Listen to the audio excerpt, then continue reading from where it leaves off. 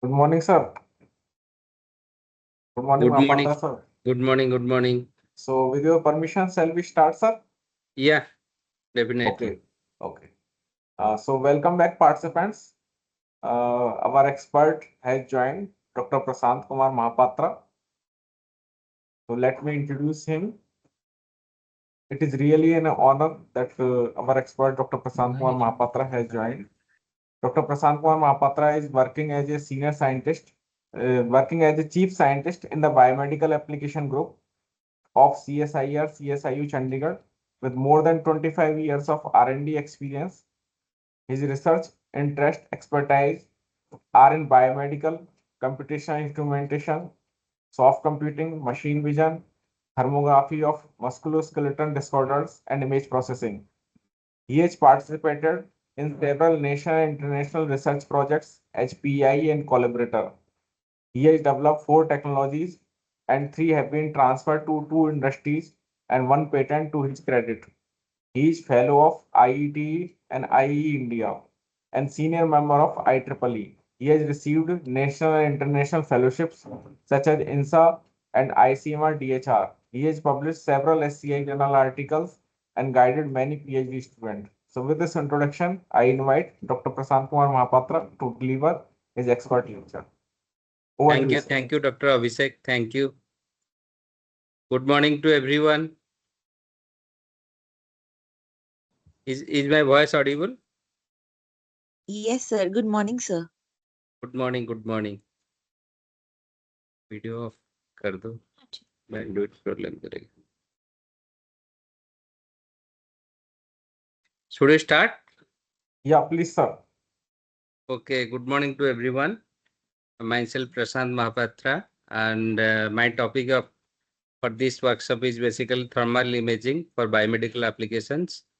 And I will give an overview of its history and introduction part to thermal imaging and its principles, and how many types of thermal cameras are there, and some case studies basically.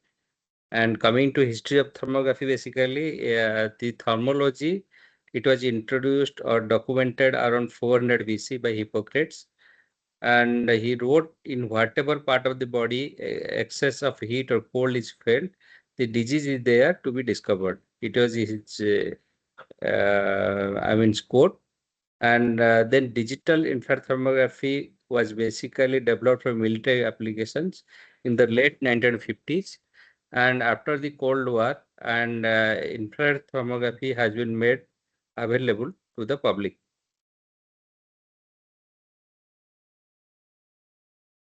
Commercially available. And in 1982, FDA approved medical thermography has been approved as an adjunct screening tool for medicine purposes. And then it has been standardized for different applications for different diseases like neurology, vascular medicines, sports medicines, etc. And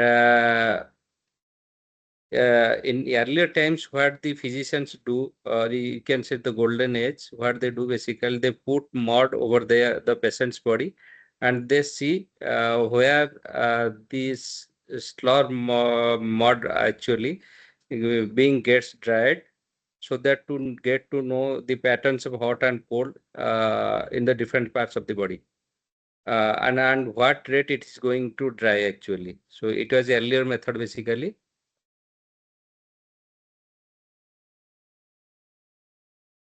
The screen is moving.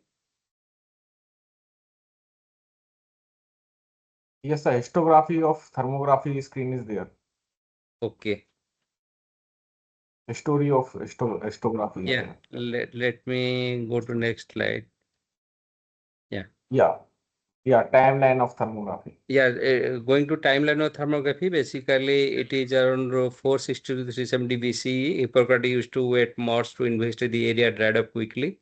And in 1592, Galileo developed some thermoscope. And in 1800, William Herschel discovered IA radiation beyond visible range. And in 1868, Wunderlich first used clinical thermometer.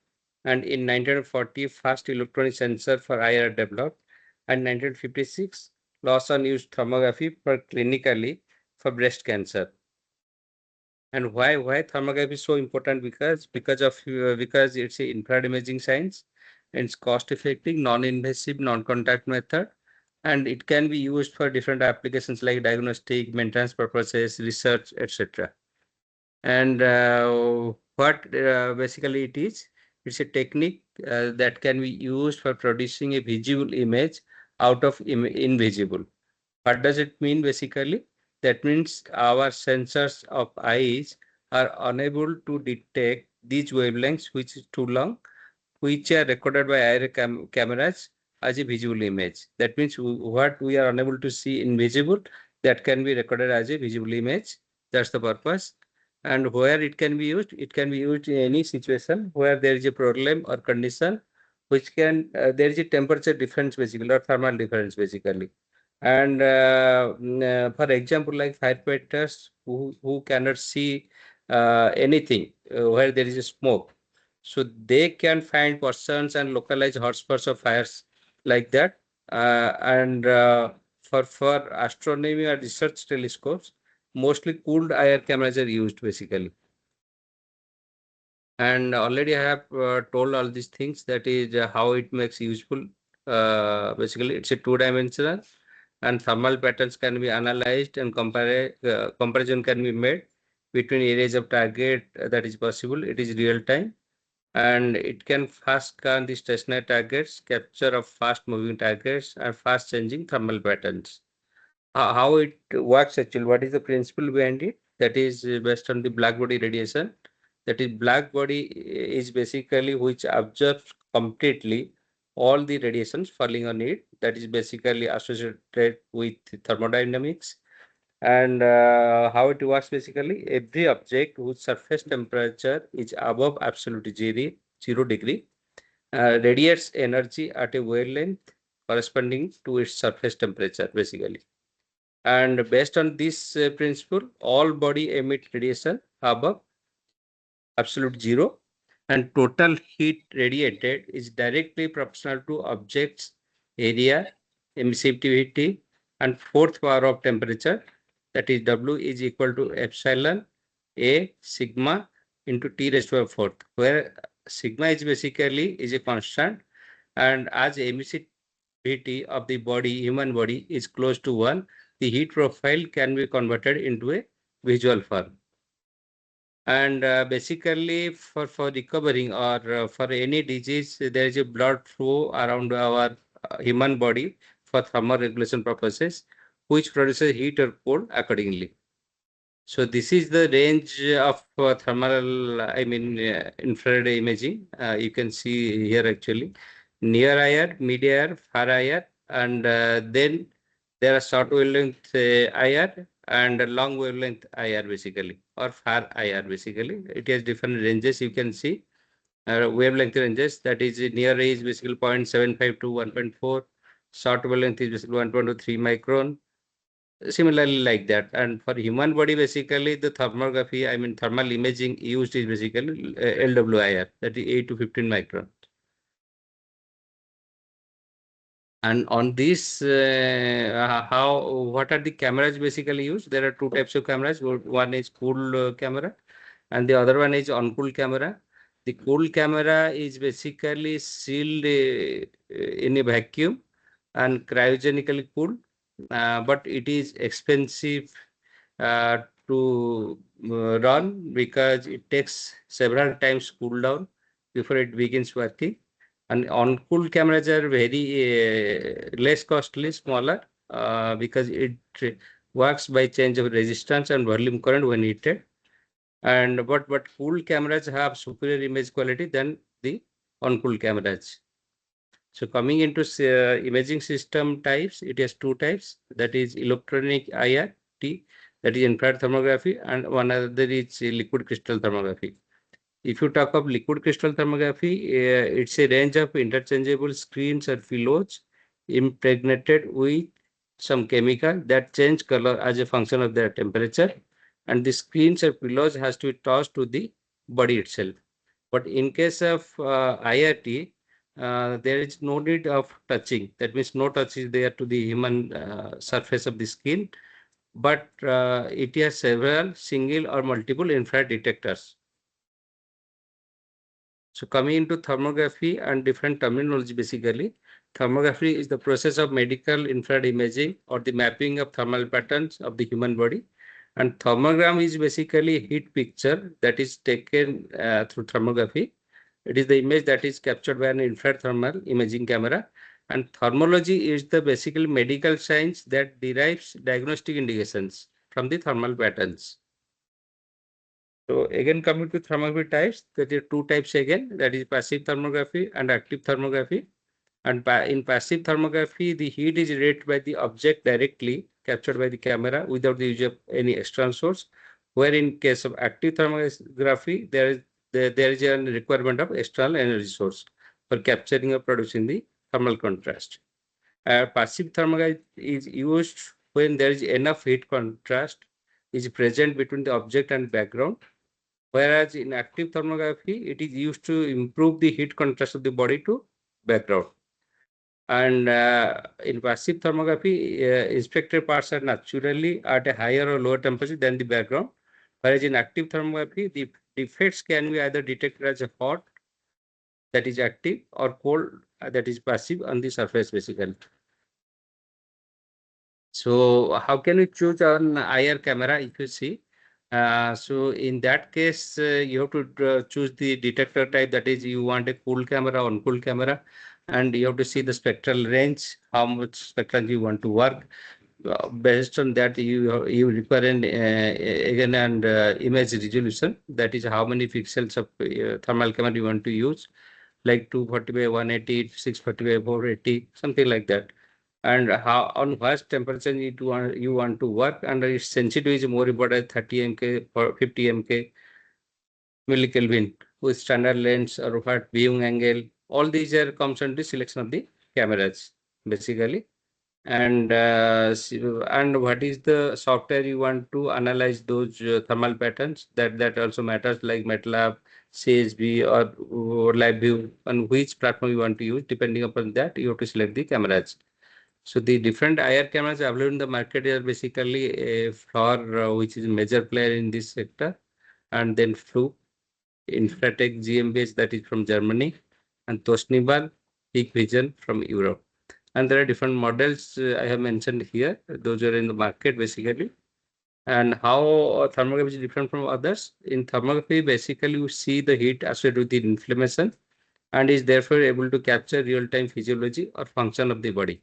Whereas in other imaging modalities, that is X-ray, MRI, CT, or ultrasound, etc., we see the structure not as a function. Whereas in thermography, we see the function, physiological function of the body.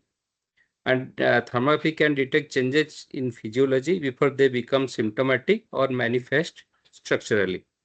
So this is how thermography works actually. An IR camera is used to measure the heat photons emitted from the body and converts them to electrical impulses, which are then displayed as colored images on a monitor, or you can store it.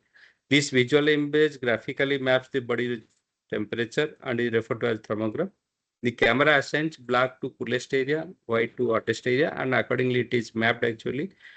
Upper lower temperature limits are adjusted to get the clearest picture and produces a live display of the heat radiation, which converts individual IR energy into 2D visual images basically, and that is called thermogram. And it allows us to see what our eyes cannot see. So the physics behind the science of thermography, basically the energy emitted in the form of wave, heat is also energy and is also emitted as a wave. Thermal energy, that is heat, has a longer wavelength than the visible light, and although we cannot see it, we can detect it. The key difference between thermal IR and other categories is that basically the heat energy is emitted by objects where other forms of energy are reflected. So this is the major difference, and it can be used for different applications like medical imaging, night vision, non-restrictive testing, condition monitoring. For all these purposes, it can be used. And that is the night vision means you can see through fog, rain, smoke, etc. This can be used. in non-destructive testing, basically NDT testing means you do not want to destroy some of the samples, but you want to see something.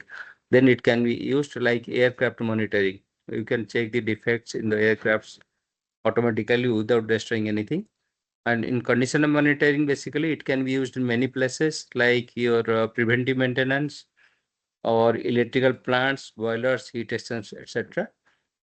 And coming into medical thermography, basically it is the mapping of heat patterns of the human body using high resolution, thermal sensitive, infrared thermal imaging cameras, and its interpretation of those thermal patterns basically. And when it is used in a clinical setting, it is used an adjunctive imaging procedure that detects, records, produces thermograms of patient's skin surface temperature under thermal patterns. And this procedure uses equipment that can provide both qualitative and quantitative representation of these temperature patterns. Because of its ability to detect the heat associated with the inflammation, thermography is now used for the early detection of developing physiological conditions. Why thermography is more effective? Because it measures basically inflammation as a precursor to disease. If the inflammation is identified in the body, steps can be taken to reduce it or prevent onset or symptoms of diseases which are potentially reversed with time. Thermography detects the heat involved with inflammation, which the camera does not see, and the major thing is the camera does not lies. What does it mean basically? If a doctor or clinician tells something, and his judgment based on his experience. But in this case, the camera never tells you the lie, where the inflammation is basically. And how it is done basically, the body, when there will be some, infection, so there will be increased blood flow basically. The body is basically in the process of repairing or healing. The immune system fights the infection, and because of that actually there will be physiological changes takes place.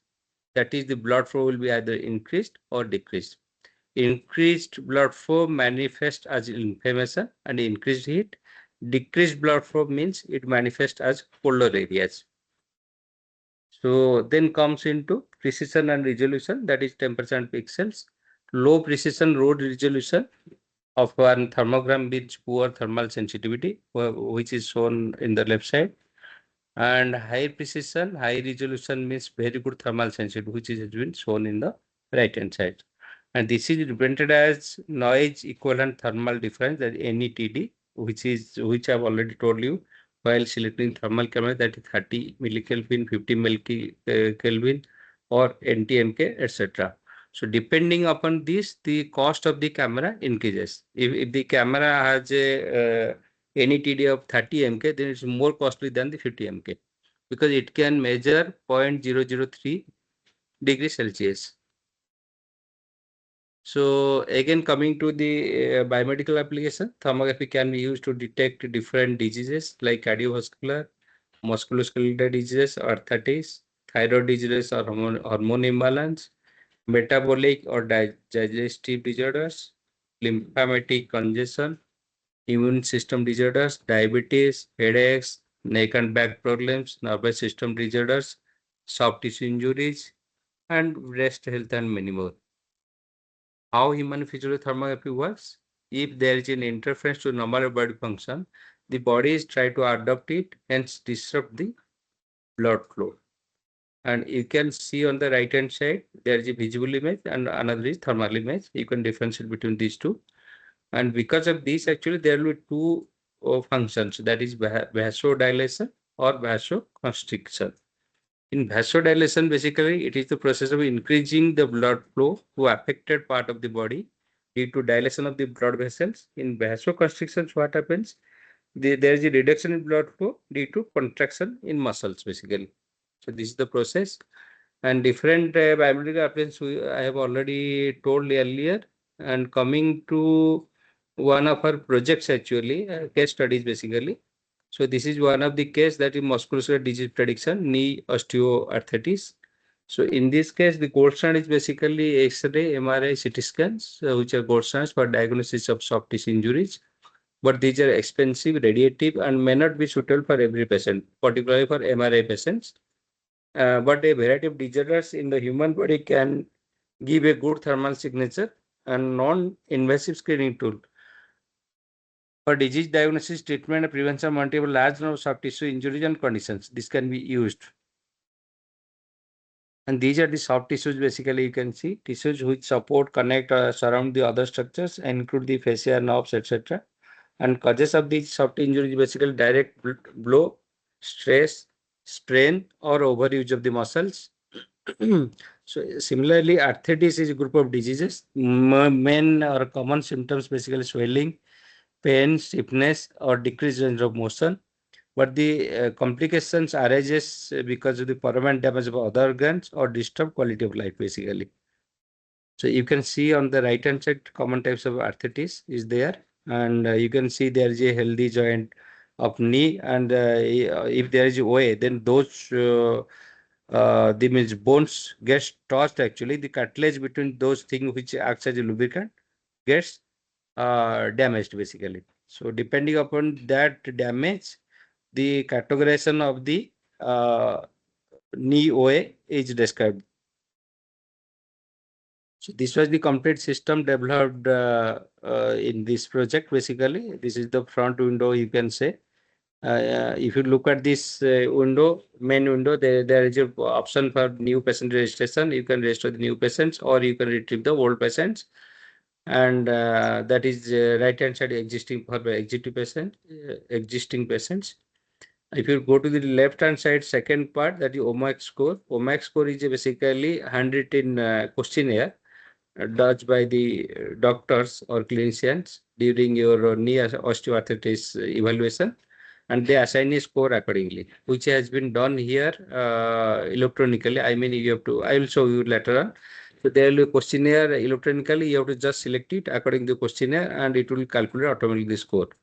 And again comes as the thermography analysis. From different thermal parts of the body, you can analyze the things actually and generate report and all these things. If you look at the right hand side, and the system has been shown here, it has two parts. One is for moving your, I mean, uh, for moving your camera system, and the other part is for moving your, as per the height of the operator, you can move your laptop. So this is the standard system which has been developed in this lab uh, with the help of different, I mean, stakeholders like project assistant, project fellows, trainees. So many people who are involved in this project, and it has been developed here. And before that, taking the thermal image, there are some protocols you have to follow. That means it must have a good working space or adequate space, and the ambient temperature has to be maintained at 20 degrees Celsius. And the person whose thermography, I mean, thermal of the knee has to be taken, it has to be stabilized or acclimatized for a period of 15 minutes to cool down or not to disturb in the recording process. And minimum infrared interferences like observation room should be properly isolated from external air radiation, etc., and not reflective in nature. Lighting condition has to be maintained. These are the things you have to take care of while taking the images. And if the patient has to be prepared accordingly, like 1 week prior, what he has to do, what he or he doesn't have to do before 48 hours, 24 hours, like that actually. You have to tell the patients or subjects. Okay. And this is during taking thermography images for data collection. Camera has to be how it has to be put and how the frames has to be taken. It is mentioned the left hand side. You can see framing, focus. You have to see all these things basically. And this is the knee osteoarthritis patient data set taken at PGMR Chandigarh through their help. You can see the image of a patient. The knee portion is the real image, the visual image. Right side is the thermal image. You can see, and this is the complete design conceptualization basically, because we have taken thermal image from a patient through IR camera, and it has been analyzed. Means pre-processing, all these have been done actually. And for comparing those results, we have taken MRI or X-ray images for ground truth generation. So this is one of the video. If you want to see, I can show you just a minute.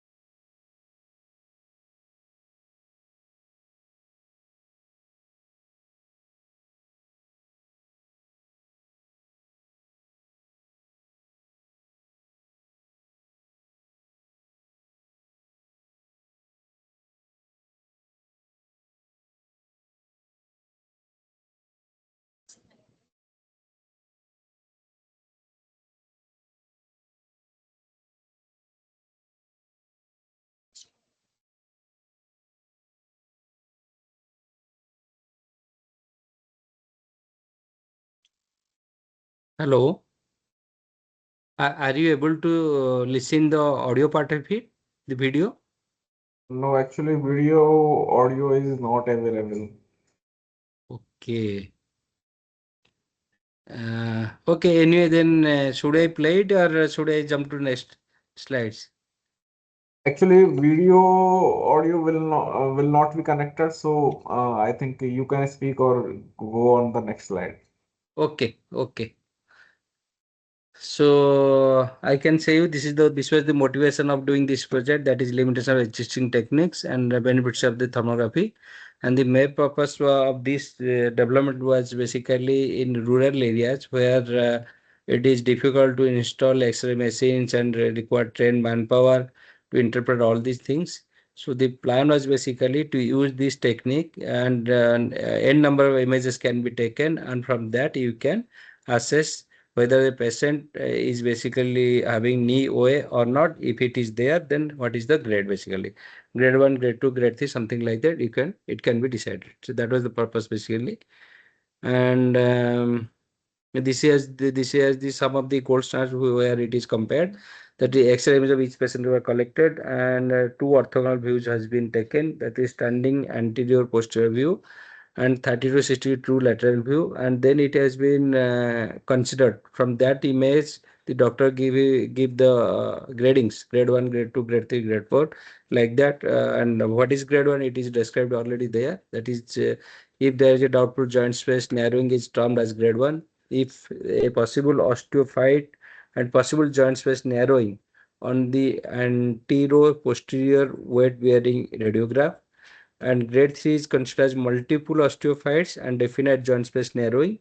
And grade 4 is large osteophytes, marked joint space narrowing, and definite bony deformity. So these are the standard terms actually used by medical people, I mean clinicians, for defining grade 1, grade 2, grade 3, grade 4.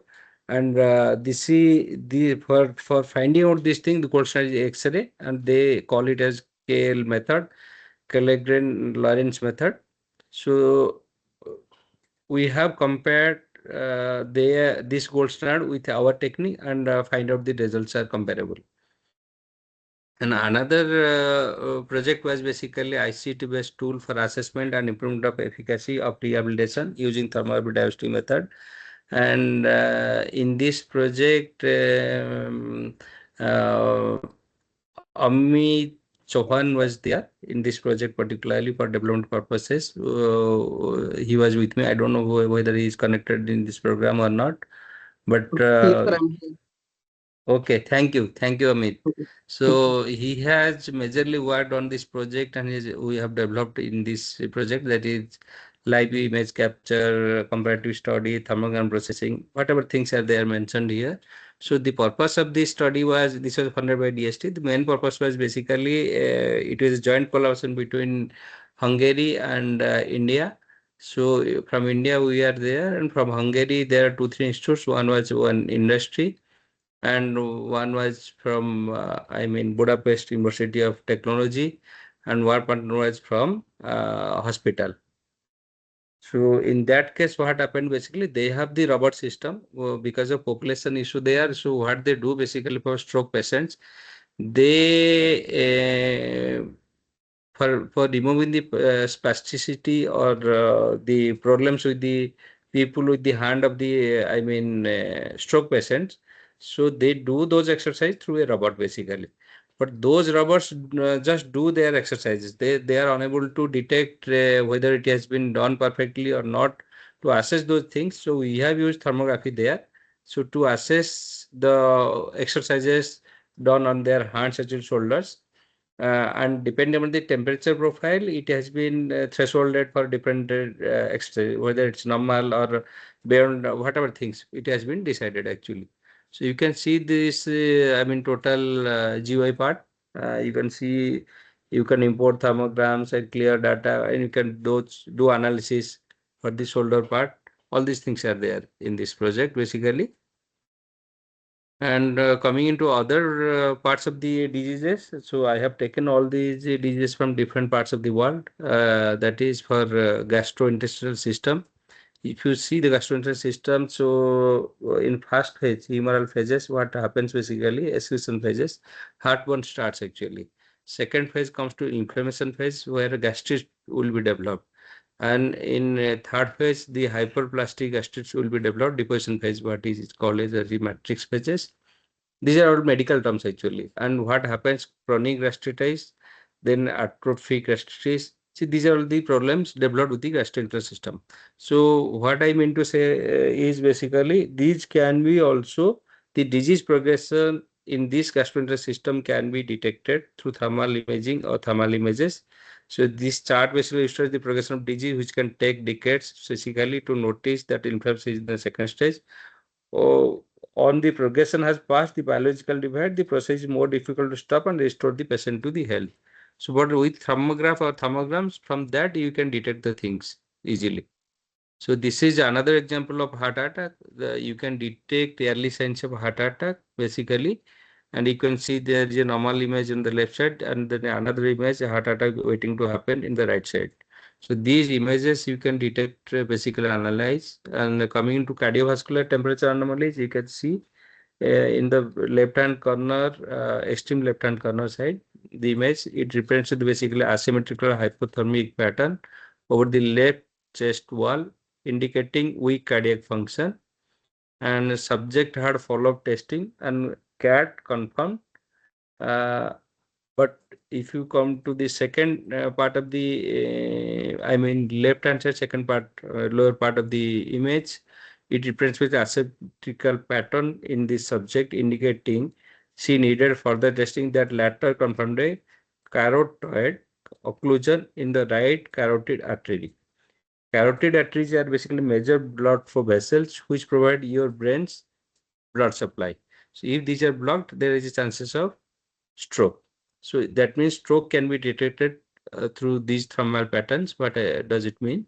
And if you come to figure 3, that is C reactive protein gives a gauge of amount of inflammation in the body, When thermography indicates higher cathode temperature and is backed up by elevated CRP levels, there is a very strong correlation to detect the development of heart diseases.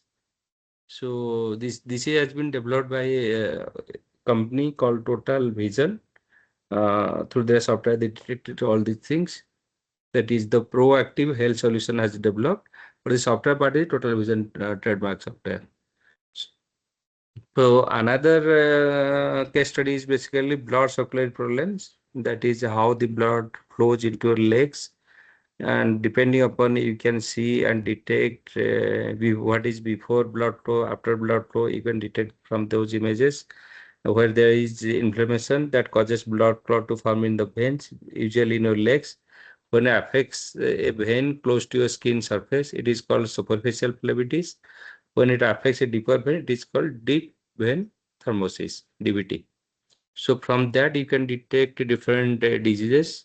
And coming into diabetes or heart disease, you can see whether you have a headache or sinus, or you have a carotid artery inflammation, a early stage diabetes, or reduced heart function, or low back pain. That means from these images, you can analyze and get a picture of what disease a person is going to happen, or what would happen next. Similarly, thyroid, in case of thyroid case, you see the normal thyroid gland is almost always asymmetrical, with the right side being larger. But if there is a deviation from this, then you can detect there is a chances of thyroid. So all these tools which have been people used is basically, so this tells us that through thermal imaging or thermal images, you can detect or early diagnose the diseases, so that you can get overview of what is happening in your body. Based upon that, you can go for further investigation. That means it can be used as an adjunctive tool for early detection of diseases. So that's the purpose. And this is another example of hand pain or carpal CTS, carpal tunnel syndrome. So how it happens, what happens, this is a neurological disorder that occurs when the median nerve, which runs from your forearm into palm of the hand, becomes processed or squeezed of the wrist. You may feel numbness, weakness, pain in your hand and wrist. So this can be also detected. And again, coming into another problem, that neck and back pain, it can also detected, and that is called fibromyalgia. So you can see the images. People have worked on this neck and back pain, and there is another disease that is TMJ, and tooth and gum pathology also is there. Diabetic, pre-diabetic, or what the pattern, a hand, leg, feet, from those places and body, you can detect or tell those things. So whether person is pre-diabetic, diabetic, or what are the things. So coming into breast cancer, you can say, so one can detect also those things. So how the cancer multiplies, it is shown in the right hand side. That is in 92 cells, 1 year it is 16, something like that. It multiplies very fast. So if you go for mammograms and all uh, these things will be detected after 5 to 7 years of occurrence of your cancer. But if you go for thermal imaging, then it may be detected much early. So that's the purpose of telling this here. So, but still there are some limitation with this technique. That is, it is not a direct replacement for mammogram. That is mammograms. That means there is no one test that can detect 99 or 100% of all cancers. Therefore, no single test exists that can be used alone as an adequate screening or detection method for breast cancer. So, in this case, a physiological imaging procedure, thermograph, cannot replace an anatomical imaging procedure, that is mammography. So the two tests are looking for completely different pathological processes. So, thermography is far more sensitive than mammography. However, some slow-growing, non-aggressive cancers will only be detected by mammography. So this system has been developed by one of the companies that in Nirmai. They have got also US FDA approval for this testing, that breast cancer detection using thermal imaging. So this is an Indian company basically, which is doing, and already I have told you the benefits of this thermal imaging. No radiation, non-invasive, non-contact, fast, is effective, and inexpensive compared to other methods with gold standards, and early detection is a major in this technique, and there are no risks you can say, using this thermography. The only risk is that if you have not gone through this technique, the disease which can be prevented if thermography is not used and disease is not identified early. So these are some of the limitations with the thermography, that you are unable to detect inside temperature. The inside temperature cannot be detected. It detects the surface temperature only, and images is hard to interpret accurately even if they experience. Quality cameras have a high price range and are unable to detect inside temperature of body, which are blocked by most glasses particularly. But still, the conclusion is basically thermography can be used as a diagnostic screening tool if it is safe and effective, fast and easy, and it is a proactive measure in identifying systematic inflammation. And it would also confirm the need for further testing and evaluation by physicians. And if any influence is identified, patient and physician can discuss preventive measures which can be taken to reduce inflammation or risk of disease. So these are some of the results I can say. And these are some of the companies or clinics already working worldwide, that is particularly in USA on thermography detection. USA, Canada, these people are working. These are some of the references. And thank you. Thank you. Thanks a lot. Any questions, please? So participants, if you are having any question, please you may ask.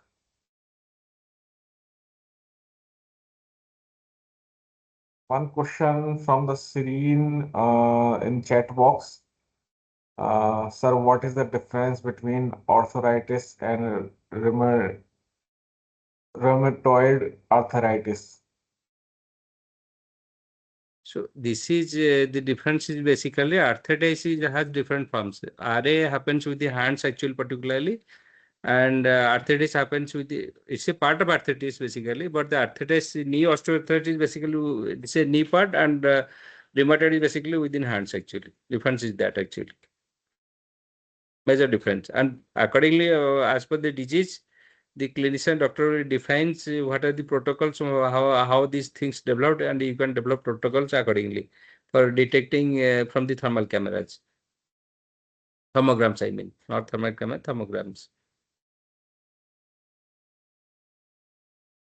Any other question from the participants?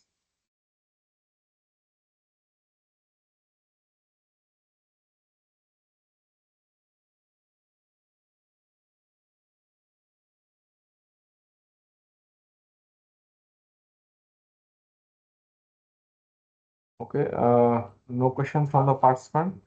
So on behalf of all the participants, I want to thank you, sir. Thank you for giving a broad perspective of thermography and thermal imaging. So this part was missing in that workshop. Like this is the only lecture which is based on thermographic images or thermal images. So thank you, sir. Thank you for delivering such a nice lecture. Thank you. Thank you. Thank you, Dr. Abhishek. And thanks to particular Amit, who has worked with us in various ways for developing the project.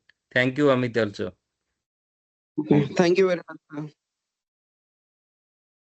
sir. So participants, as you are already know that we have made changes in the schedule due to the visit of Honorable Governor of Haryana.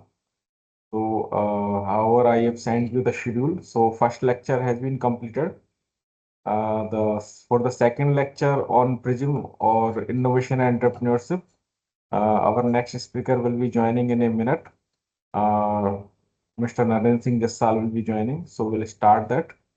And after that, we will conduct the valedictory session.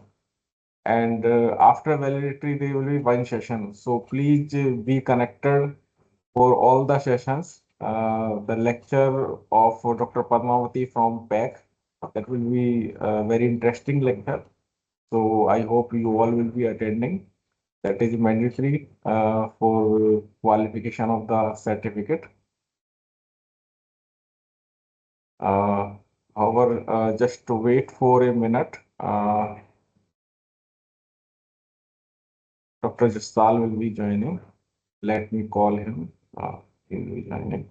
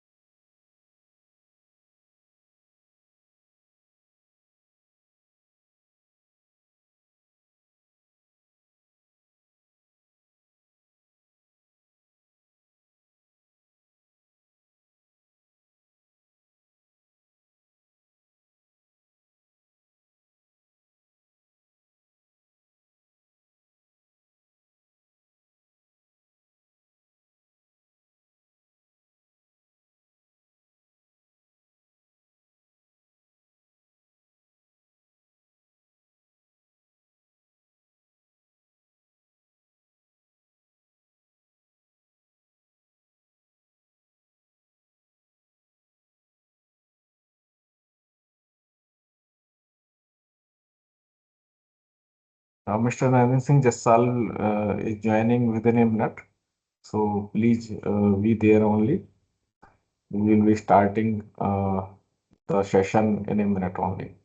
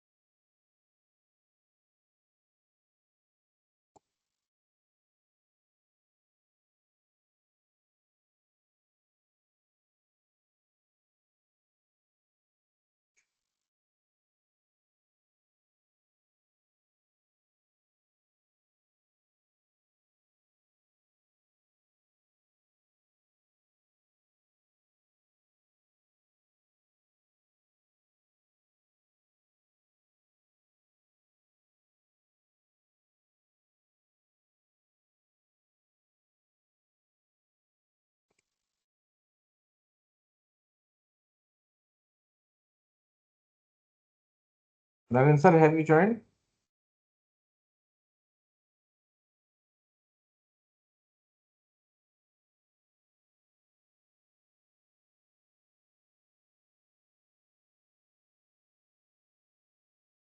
Abhishek, good morning.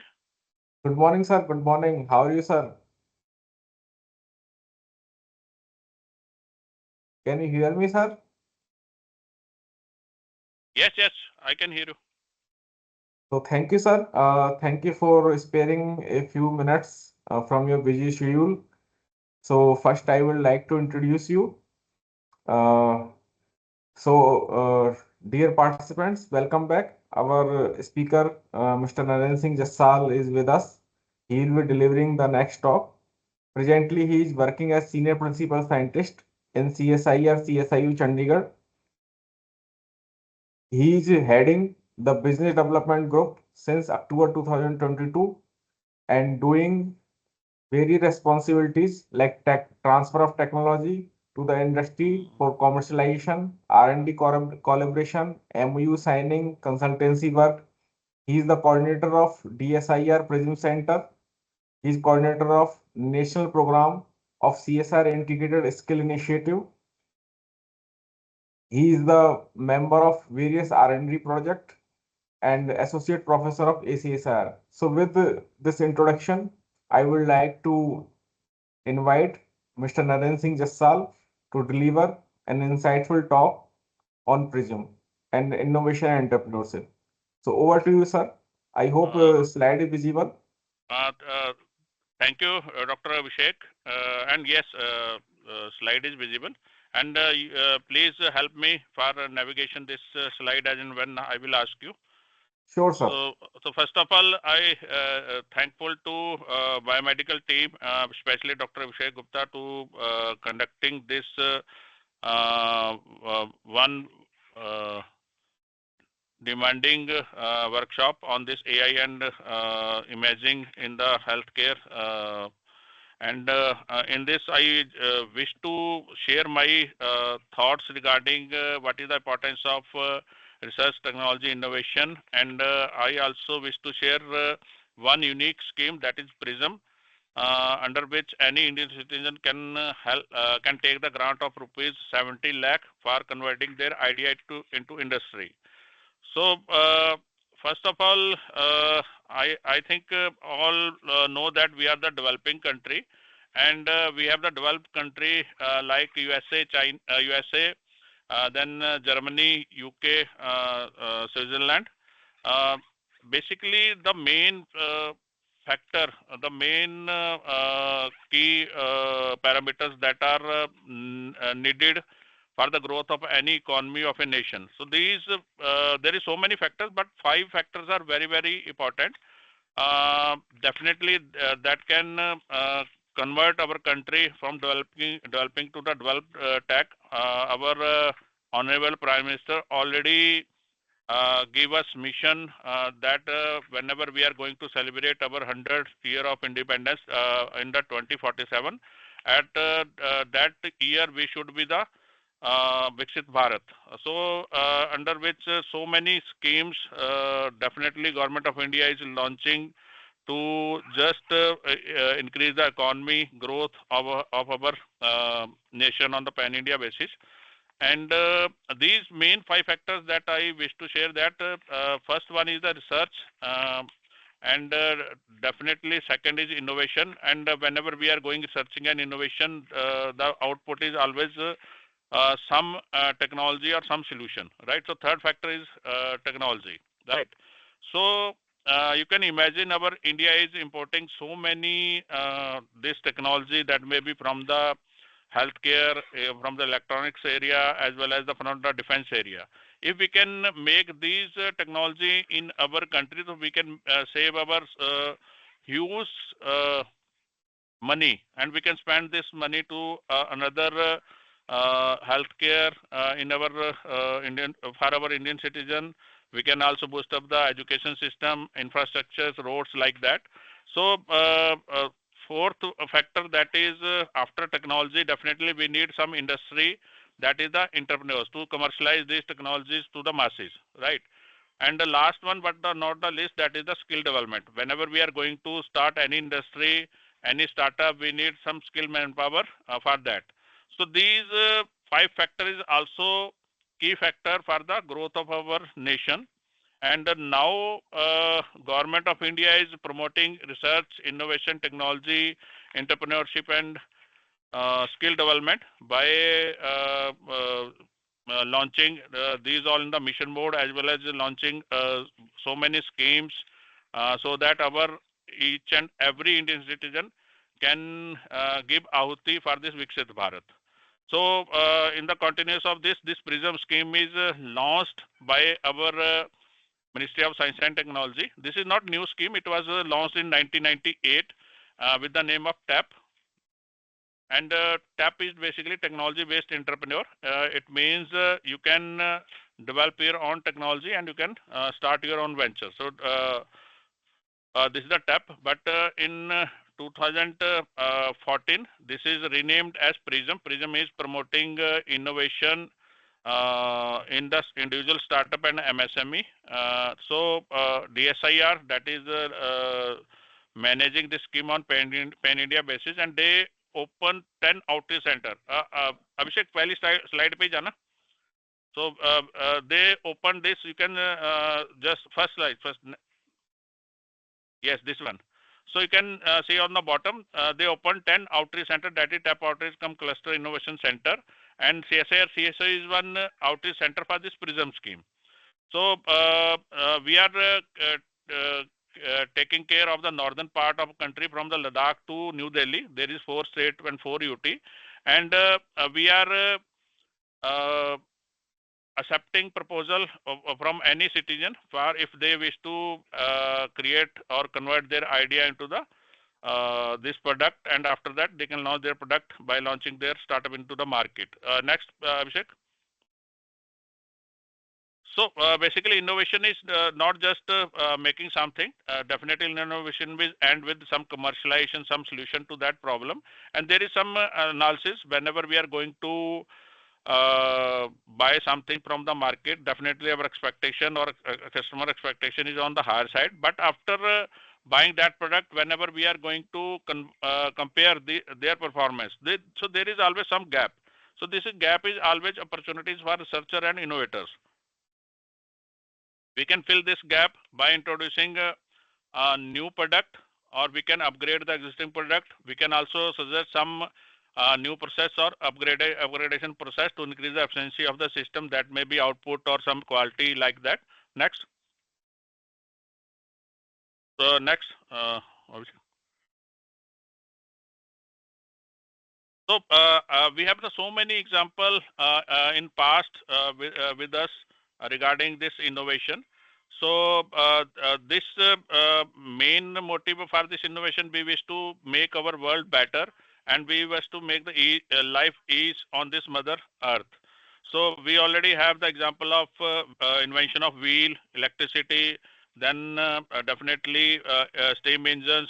In the present scenario, that is internet, mobile phone. So they totally changed our life with the by introducing the new technologies. Next. So there is a little bit difference between entrepreneurship and innovation. So entrepreneurship is always for the existing product. Suppose we have any pen, any shoes, any shirt, glass like that in the market, and we also wish to start our business from this existing product. We can just start the commercialization of that one. That is the entrepreneurship. But innovation is always start from the new problem, new idea. It may be launching of new product, or it may be upgradation of any existing product by upgrading the or adding any feature. So that is the innovation. Next one. So these are some example. Definitely this innovation is helping us to increase the output, to increase the efficiency of the system, and in some cases we wish to reduce the human efforts and to make the faster completion of the product. Next. So this is one global innovation index. Now United Nations just launched this in 2000, maybe in 6 or 7. They just giving the ranking to each nation. So now you can see our ranking is improving year by year. In the current 2025, we got 38th ranking in this global innovation index, and you can also see the top 10 these countries who are dominating in this innovation index. There is so many factors, innovation, penetration in rural and urban area, what is the contribution of men and women in that innovation, and what are the various areas where innovation is giving the solution. So these all factors just giving this ranking. Next. So I already shared this is the TAP, and now it is a PRISM. Next one. Next. So basically now Prism, I already shared that we are here to take care about your dream or idea. If you have the any innovative idea, so we have the grant. You can just get that grant, and definitely we will support this untapped creativity for any Indian citizen, and we wish to convert that into the technology-based entrepreneurs, and we will help you for further commercialization of that developed product. Next. So this is the financial supports available in Prism scheme. There is phase 1, phase 2 and R&D phase. So phase 1 is for the development of the product. Phase 2 is the launch of that developed product into the market. This is for the phase 1 and phase 2 is for the individual category, individual persons.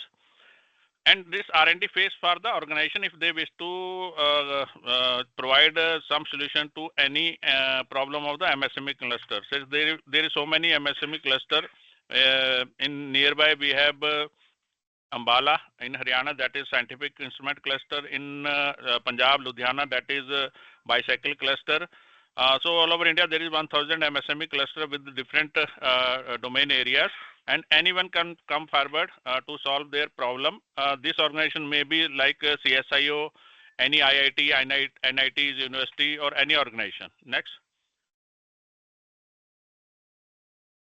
So this is the funding limit under phase 1 category 1. If innovation is you can say on the micro level, you need some limited fund, so you can just apply under this category 1 to get the grant of rupees 2 lakh. And if you wish to make actual product, there is a lot of testing and trial. Patent is also there. You need any consultancy, so you can directly avail the grant of rupees 20 lakh per project. Next. So after phase 1, you can go for phase 2. Here you can launch your this developed product into the market by creating industry or startup, and you can avail the grant of rupees 50 lakh for this launching of product into the market. So in R&D phase, any organization can again get the grant of 50 lakh to solve the common problem of MSME. Next. So this is a very simple path how any Indian citizen or innovator can become technology-based entrepreneur. So first of all, you have any idea. This may be new product or existing product with upgradation. It may be new process or upgradation of the existing process. So after getting grant under phase 1 up to 20 lakh, you can make your this product or process. Then again you can apply under phase 2 of the Prism, and you can again get the benefit of rupees 50 lakh, and after that you can launch your this developed product or process into the market. So you can imagine government is supporting rupees 70 lakh, 20 lakh for the product development and 50 lakh for the commercial launch. So government is providing total rupees 70 lakh for conversion of idea into industry for any Indian citizen. Next. So I already so many time highlighted that there is only eligibility that innovator should be Indian citizen. Thus there is no second condition for applying under this scheme. Any student, faculty, farmer, housewife, in government job or private job, anyone can apply for get the grant for this. And other thing is that there is no qualification requirement. It means any old illiterate person or any PhD holder can apply. There is no age bar. So it means also any school going children or any old age person can also apply. And also there is no last date to submit your proposal to get the grant under this Prism scheme. So throughout the year, you can submit your proposal. Next. So these are the some expenditure heads where you can just meet from this grant. You can hire a consultant. You can also buy this small equipment tool that is required for your innovation. You can also take lab workshop on rent, and all consumable raw material accessory you can also buy from this grant. And if any fabrication is involved, like mechanical fabrication, electronics, chemical or other, so you can also claim this fabrication cost. And you can also pay the patent fees within India for your this innovation. You can also hire the manpower. Again, that is limited up to 20% of the sanction cost to assist you for this development. You can also travel within India related to your development of the product. Again, that is 5% of the sanction cost. And testing and trial after development, you can also just claim that testing and trial cost involved during testing of the product, or any other cost that is not covered under our budget head. You can also just go for under this grant. Next. So these are we are always here to support the innovators. Definitely in any development designing area, or if you need any technical, non-technical assistance for the networking with any such lab related to your product development, any demonstration you required. So definitely CSIR, CSIO, DSIR, or any PRISM center will help you during that development. Next. So these are the preferable area where you can get the grant as per the latest trends. There is only one limitation that we cannot just support for pure software development, just like any website development or any mobile app. But that may be part of any hardware. Software and hardware is always welcome for the grant support. You can say that we can definitely support you if the idea is from the AI background, IoT, embedded system like that. Definitely we can cover for this PRISM support. Next. So already I think you all know about CSIO. Next. So these are the some important part. Definitely, whenever you are submitting idea should be novel and commercial viable. Format is available on the CSIO website. This presentation is as well, also available on the CSIO under HRD tab. And definitely you can just protect your idea whenever you are submitting your proposal. And NOCs must in case of student or any employee, or at a time we will support one proposal. Next, please. So women innovator is always encouraged as per the equal gender policy of Government of India. These are the website. You can just get further information and application form for this PRISM scheme. And you can submit your proposal to DSIR directly, to the CSIO, or any TOSI center. But if you are submitting to DSIR, they will reroute this application form to your nearest TOSI center for the better communication. So whenever you are going to submit, you can just go to the DSIR website, and you can also explore the nearest TOSI center where you can just submit your proposal. But you are free to submit your proposal to any TOSI center. There is no geographical boundary for the innovators. Next. So this is very unique scheme of the Government of India. Definitely when I'm researching and innovating something, so IPR is the outcome of this from the innovation on research. So that may be patent, that may be copyright, that may be design. So IPR right is always with innovator. It means 100% right you have with you, and this your amount is directly granted, directly transferred to your bank account, so that you can just manage faster development of the product. And if you are transferring your technology to the third party for further commercialization, you can just give the this TOT to that party. So it means you will get the license fees as well as the royalty. So these license fees you are getting, it may be amount of rupees 1,000, or it may be amount of rupees 1 crore. So that is again with you. 100% right on this royalty license fees is having with the innovators, right? If you are starting your own startup or industry, so again that profit is with you. It means there is no sharing by the IPR on IPR profit royalty license fees. That is always having the 100% right of the 100% right of the innovator. Next. So this is the process. Whenever you have the idea, you can submit to your any TOSIS center. Definitely there is a team. They will check the completeness, supporting document, technical feasibility, finance feasibility of the product. Now after that, we will send this to the 2 domain experts. After recommendation of this expert, with the recommendation of coordinator of TOSIS, we will send to the DSIR. Again, there is one committee. They will just call this meeting after getting the proposal from the all TOSIS center from pan India basis, and they will decide for the PRISM grant. If there is a they are granting, we will definitely communicate you. If there is any rejection at DSIR level, expert level, or at TOSIS center level, we will communicate to the innovator. Next. So these are the some project that is completed, granted under the CSIO Chandigarh only. Next. This is the dialysis machine. We already supported under TAP having by providing grant of rupees 6 lakh. Next. This is a Ayurvedic formulation by Mrs. Raj Katyal. Again, we supported 6.5 lakh for this innovation. Next.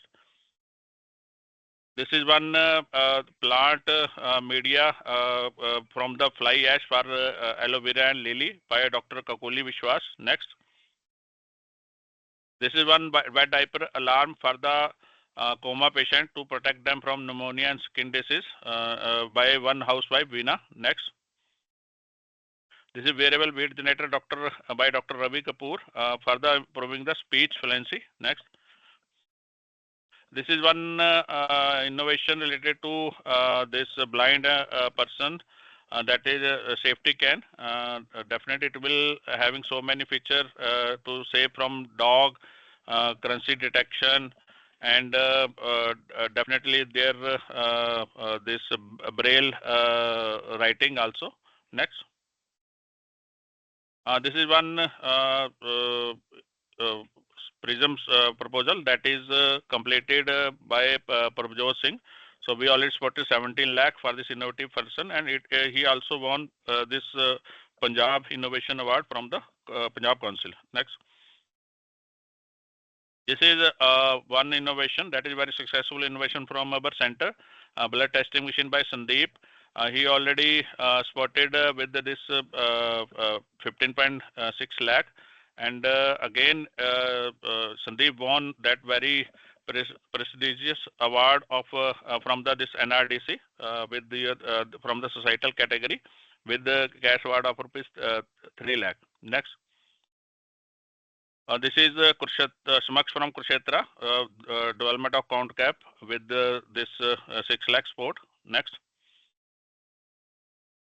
Then this one is steel one fatigue measurement system by Dr. Shankar.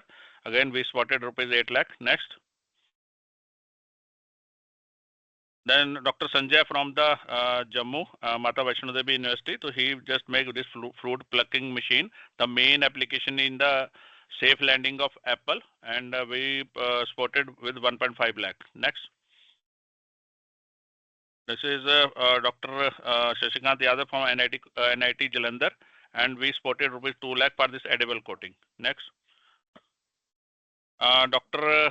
Sumit Fakela from one SGT University, Haryana, and we spotted rupees. I think no, sorry. This is a Divakar. He make this purifier mask having this with spot of rupees 12 lakh. Next. This is Dr. Sumit Fakela. So he just completed this very innovative machine, anytime medicine dispensing machine after getting a grant of rupees 1.5 lakh. Next. So this is again one apple cleaning and grading machine, just developed by Dr. Avilash Patania, and again we spotted rupees 2 lakh only for this innovation. Next.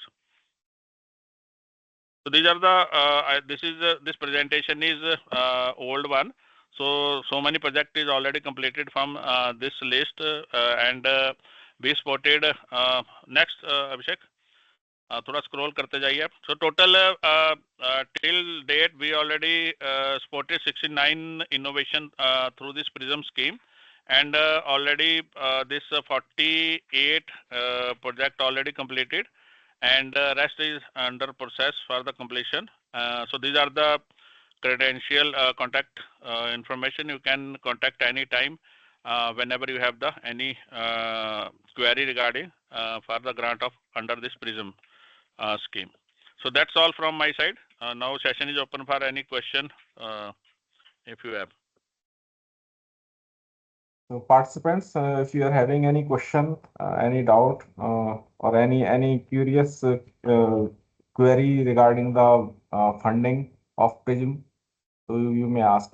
Actually, this is a unique opportunity that you may take the funding of innovation funding for the innovation through the PRISM. So if you are having any question, please ask.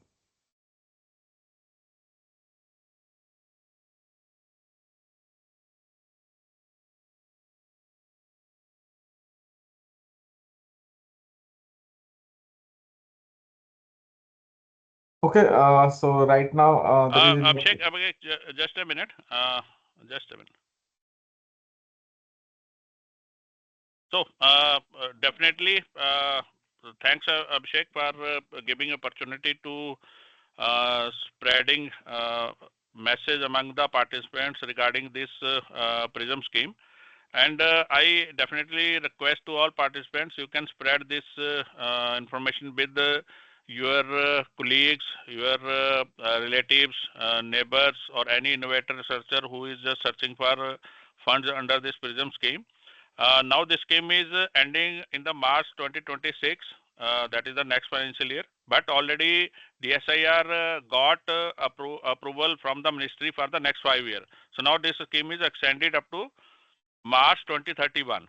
So it means in the next 5 years, as and when you have any requirement of the fund, so you can definitely contact with the CSIR, CSIO, Dr. Abhishek, or any scientist so that we can help you for providing grant under this PRISM one, right? So that's all from my side. Thank you, sir. Thank you for giving an unique opportunity to apply for a project, and that type of project is very unique that any of the natural person or the Indian person can apply, irrespective of any position, any like organization or anything. So that is a this is the main appreciation of this scheme. So thank you, sir, for motivating the participants and making awareness for this scheme. So I request you to be here. Now we will proceed for the valedictory session, and after that, one last session will be there. But before that, in view of that visit of Honorable Governor, we are proceeding for the valedictory session now. So. So now I formally start the valedictory session. So I address. So good morning, one and all. As you are already aware that we at Biomedical Application Group are organizing a 1 week workshop on artificial intelligence and computational imaging in healthcare under CSIR Skill Integrated Skill Initiative Program from November 17 to November 21 at CSIR CSIU, and today is the last day of the workshop. So this workshop is successful with the active participation of the participants from different states of India. The participants have joined this workshop from Jammu Kashmir, Himachal Pradesh, Haryana, Chandigarh, Punjab, Rajasthan, New Delhi, Maharashtra, Goa, Karnataka, Odisha, Tamil Nadu, Uttar Pradesh, Bihar, and many other states of the India. We are very grateful for all the participants. This workshop is successful with the expert lectures delivered from different reputed institutions. We acknowledge our external speakers like Professor Dinesh Kumar from RMIT University, Australia, Dr. Anup Nandi, Associate Professor, NIT Rourkela, Dr. Padmavati. She will be delivering the lecture after this valedictory session. Dr. Balachakrati Nilapu from NIT Rourkela, Dr. Siva Goswami from Park Hospital, Gurgaon, Professor Manoj Kumar Gupta, Professor Sri Mata Vaishno Devi University, Dr. Nitin Kumar from PAC, Mr. Abhishek Loda, Senior Director, Qantas X Acolyte Private Limited, Bangalore, and our renowned internal scientist from CSR CSIU and the co-convener and conveners. This workshop has been attended by 43 external participants from different variety of professions and institutions like PGIMIR, Chandigarh, Punjab University, VIT Bhopal, SMBDO, Central University Jammu, University of Jammu, GITM, Geetam, Bangalore, Galgotia University, Netaji Subhash Chandra University of Technology, Shivnadar University, ACSIR, Indian Statistical Institute, various CSIR laboratory like NPL New Delhi, IIM Jammu, Siri Plani, IMT Bhubaneswar, CFTRI Mysore, and some clinicians from King George Medical University, UP, Apollo Hospital, and participants from industry like Infosys and many other. So we show our sincere gratitude for all the participants who have joined a keen interest in our workshop. We hope that we are able to justice with their expectations from this workshop. In the workshop, we have covered the lecture based on Parkinson's disease, AI-driven multi-sensor data analysis, principal component analysis for biometric images, efficient representation learning with minimal supervision, anatomical surface prediction from X-ray, AI in healthcare, terahertz imaging, thermal imaging, and many others. So additional, there will be there were some numerous practical hands-on sessions on machine learning and AI application from both academia and industry. So I hope that these sessions were very useful for all the participants and they learned something new from this workshop. So I thank you. Thank you very much for all the participants who were there and patiently listening in 5 days workshop. Thank you and happy learning. So now I invite Thank you, Mr. Abhishek. Now Narendra. I am leaving due to the governor program. Can you sir give a 1 or 2 minute address at the valedictory? Definitely, I think Dr. Abhishek already you covered all brief about the 5-day workshop. You mentioned that dignity from the international as well as from the national institutes, they delivered talk and we are assuming that this workshop will be benefited to all participants who attended across India. And this time we conducted this workshop online due to some less participant, and we are expecting next time we will conduct the third workshop on the same theme in our CSIO campus with more response. And you know that if the workshop will be in the offline mode, it will be the more fruitful. But definitely technology is so now advanced. Online system is also giving us so much information, knowledge, and after interacting with these all experts, definitely enhance our knowledge. And it is not easy to conduct such a workshop, and Dr. Abhishek Gupta is continuously making their efforts to make success for this workshop. And thanks to all CSIR, CSIO team who directly or indirectly helping us for conducting this workshop successfully, and especially thanks to all participants who patiently online joined continuously from Monday to Friday till date. And thanks in the last, and best of luck. Thank you, sir.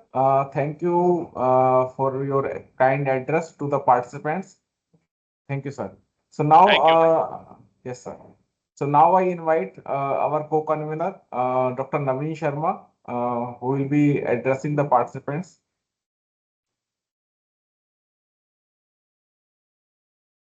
So, good morning, all. Dr. Abhishek, I hope I am audible, right? Yeah, you can turn on your camera if Yeah, I was trying. I think something is going on here. Yeah, finally I got it. Yeah. Thank you. So, first of all, I would like to thanks Dr. Abhishek for devoting your entire week to this workshop, because the one person should be very instrumental to conduct any event, and that you have put so much efforts there, whether we are available or not, but you have put the efforts there. However, more importantly, I was going through that list. So across India, starting from Tamil Nadu to anywhere India, participants are from everywhere. So that is the reach of this our second workshop, which somehow we could not conduct offline. But yeah, Even online also, we tried our best to get it done the way we wanted to do.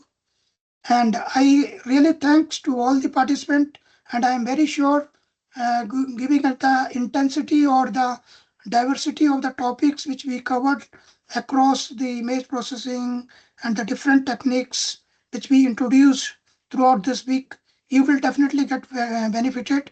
And I hope that definitely our speakers, like we try to get the speakers from wherever the possible best one. But and for the upcoming next third this workshop, we will definitely try to introduce more innovative topics, and more where and we will also try to add more practical things as much as possible. So once again, I thanks to all the participants, all the speakers from external as well as the internal, and Dr. Abhishek also, and the all other co-conveners, and especially special thanks to our director also for giving us opportunity to conduct this one. Thank you very much, and please Thank you, feel Dr. free as Naveen. to connect with us. We all are available for your help. Thank you very much. Thank you. Thank you, Dr. Naveen. Thank you. Thank you for addressing the participants.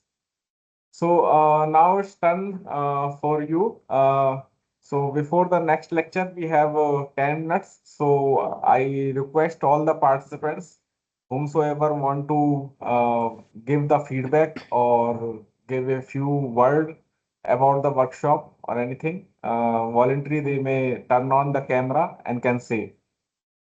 Yeah, Dr. Abhishek, may I proceed? Yeah, please, please. Yeah, I'm Dr. Kalpana, Professor Research here at Chitkara University, Punjab. And first and foremost, I would like to thank you, all the organizing team from the CSIO, CSIR. This event, this FDP was very well organized, I'll say meticulously organized. And, one of the best part of this was like, the practical implementation. So that is wherein, every concept was very well explained, and the quality of the speakers were, I'll say excellent one. So, heartfelt thanks to whole organization team, and um, especially Dr. Abhishek, you have very well coordinated this week's long FDP, all the, information sharing, and on the WhatsApp, as well as, all the notebooks you have shared. So thank you so much once again. Heartfelt thanks to whole organization, organizing team, and one of the wonderful FDP wherein, experts from the different parts of the world, you have brought them on one platform. Really thankful to you. Thank you so much. Thank you, Would like ma'am. to attend the workshops in the future as well. That's all from my side. Thanks. Thank you, ma'am. Thank you for appreciation. So I think you are able to see the certificate also I have shared. This is Yeah, yeah. the like this we thought like we can give like this way certificate also. However, I will upload all the certificates at the Google Drive, but this is also like one type of certificate giving. You can accept it.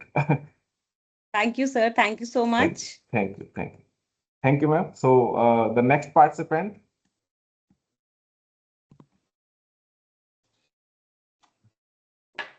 Miss Shireen. Shireen, if you are there, or Amit Chavan. Hello, sir. Am I audible? Yeah, please. Yeah, so it was really good workshop. That is 5 days. We have learned a lot of things, and all the resource persons they were invited in the workshop. They were really scholar, and a lot of things we have learned from them. So it was a really good thing because actually you know that I also worked in thermal image processing. So most of the things were in the last 3 days were relevant, specifically Naveen sirs and Prashant sirs. So some good things I have learned from that two workshops, which were relevant to me. Also from the Nilesh sir's data analysis work. That session was really good, and the practical sessions, just like Aditi madam's Python sessions and other sessions, were really good. And obviously, it will be helpful to our day-to-day life. We can use these tools in our research and all. So, and specifically thanks to the all the team of the work AICIH workshop. So specifically you, Abhishek sir, because you're really active since last 5 days on WhatsApp and on online and the team. So it's really good managed workshop. So even in online, we never felt like it was an online. It was really good. So thank you very much, sir, and thank you all the team. So with that, I want to conclude. Thank you. Thank you. Thank you, Mr. Chavan. Thank you very much. Other participants, we have around 7 to 10 minutes for the next मुझे बता session. देना जब start. Sir, good morning, sir. Ananda Narayan from CSIR Chennai Center. First of Yeah, all, I please. want to thank our CSR CSO team for organizing such a nice workshop, sir. Special thanks to Abhishek ji. And all the 5 days, it was very, very useful. It was having a combination of both theory part as well as coding part. So we are able to get a brief idea of what is medical imaging is and different modalities in medical imaging. I think it's a very, very nicely organized workshop, sir. And we are also getting some idea from you also, so that we can also organize some workshop in Chennai Center also. So thank you, sir. Thank you very much. Thank you, sir. Thank you very much. Next participant.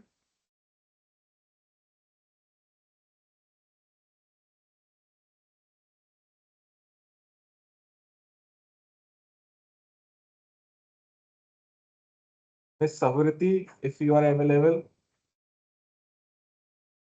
Oh, Dr. Jagrati, if you are available.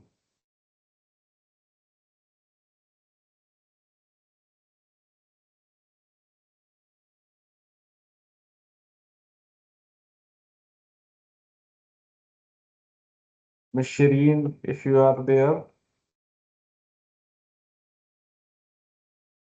We have 5 minutes.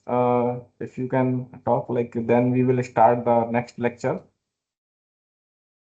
at 11:40.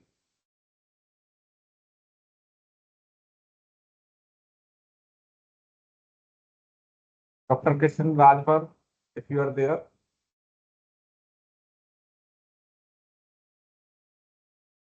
Dr. Reena, if you are there. Dr. Kalpana, Dr. Shagun.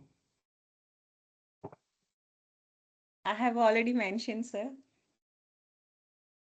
Oh, sorry. Sorry, you have already mentioned. Yeah, Sorry. okay. No worries, sir. Thank you, thank you. Miss Krishna Priya, if you are there.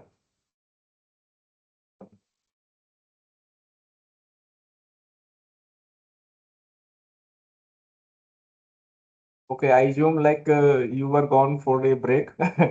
Not a problem. So it's a 4 minute break also. So we'll start the next session at 11:40 sharp. Thank you very much. Still I am available if you are if you are get back here, then kindly let me know. I will share the certificate and will take your feedback.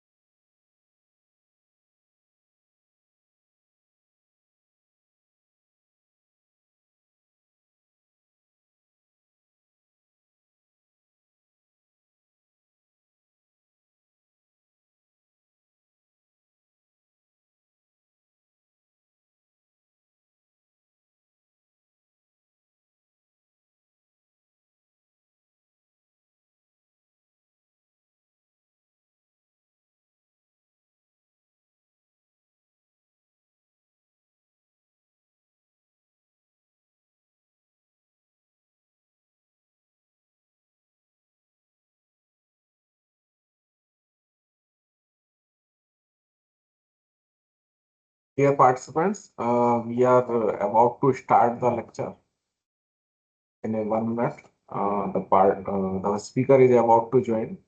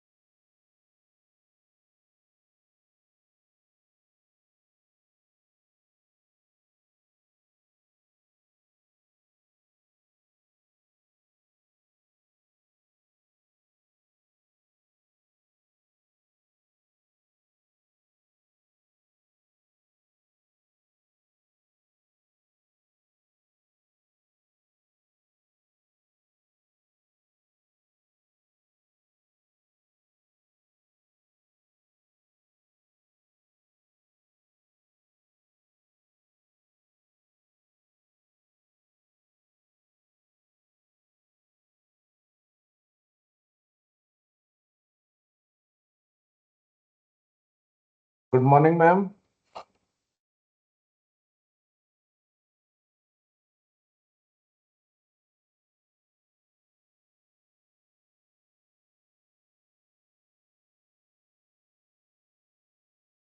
Good morning, Padma ma'am. Have you joined?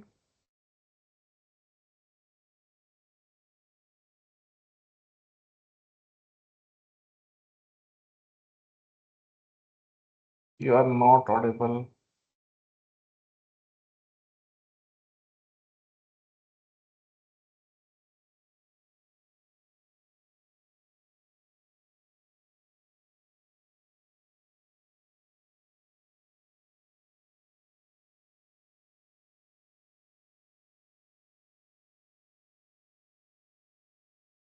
Ma'am, you are not audible.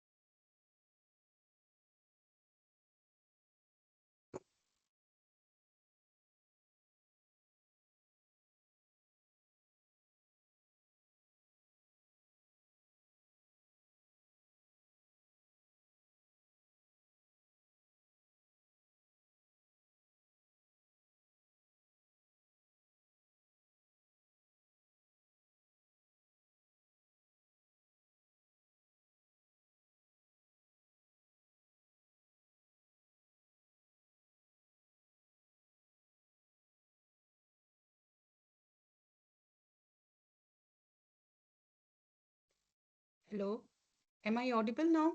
Yes, ma'am. Now you are audible. Okay. Okay. So, welcome back, participants. So, our expert, Dr. Padmavati, has joined. So, we are really honored that Dr. Padmavati has joined. So, let me first introduce her. Dr. Padmavati received her BTech degree in Computer Science Engineering from PDA CE Gulbarga, VTU Belgaum, Karnataka, ME and PhD degree from PAC, Chandigarh.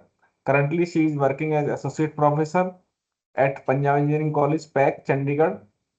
She has a total of 20 years of experience and guided several MTech and PhD students in the area of wireless sensor networks, machine learning, and deep learning.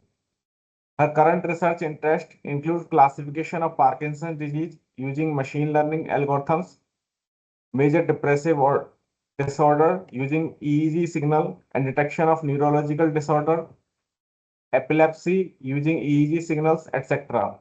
She has worked on a sponsored project with DRGE, DRDO Chandigarh, 3VRD, Air Force Chandigarh, DSTRE Chandigarh Administration, and currently working on ICMR funded project in collaboration with PGIMER Chandigarh. She has received the Best Teacher Award in the category of Innovation in Teaching and Research in year 2022, 23, and 24 from PAC. She has also delivered expert talks at various universities and research organizations, including DGRE, DRDO, DRDO Dehradun, NIT Delhi, UIT Chandigarh, NITR Chandigarh, and others.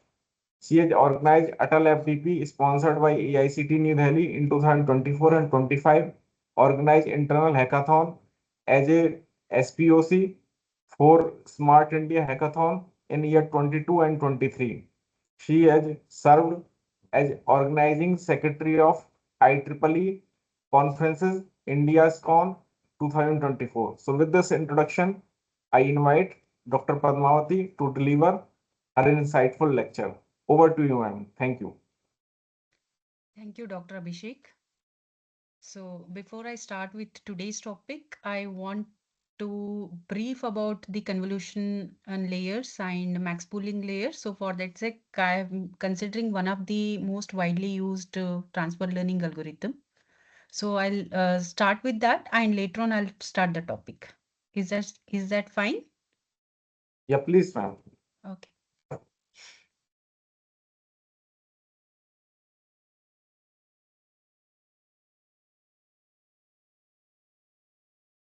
I hope my screen is visible now. Yes, ma'am. Okay, thank you.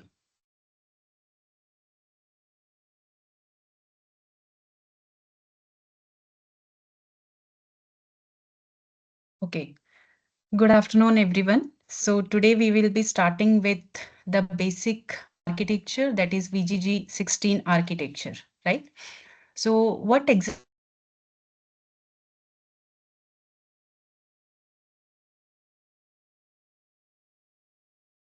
Ma'am, you are not audible. Hello?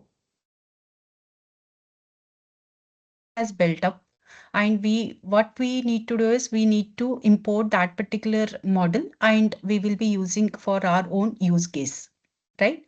One advantage is it will reduce our time, as well as if we don't have enough resources to train on a larger data set, because all the existing transfer learning models have been trained on a larger data set, that is basically on ImageNet data set. So someone else has already trained the models on a larger data set, and weights are already been optimized, and they have got good results on that particular data set. So what we need to do is we need to fine tune the architecture, and later on we can use it, like import, and based on our own use case, fine tune it further and then use it. Okay. So the name VGG has been extracted from the group lab, that is Visual Geometry Group. So it comprises of total 13 number of convolutional layers and 3 number of fully connected layers. And total it comprises of 16 layers, hence the name VGG 16. It has been awarded as first runner-up in the competition named ImageNet Large Scale Visual Recognition Competition, which was held in year 2014. So in this particular case, if the input image or input layer comprises of 224 cross 224 cross 3, this is the input image. And if I apply the convolution layer on this particular input image, how many kernels that I would like to use? 64 different kernels I would like to use. And what is the filter size? The filter size may be 3 cross 3, and stride rate is 1. In that particular case, what I can achieve is I need to compute the output dimensions, specifically output width, output height, and output depth. Output width, when I apply convolutional layer 1, I can compute using this particular formula. That is W2 here is indicating the output, and W1 is indicating the width of the input, right?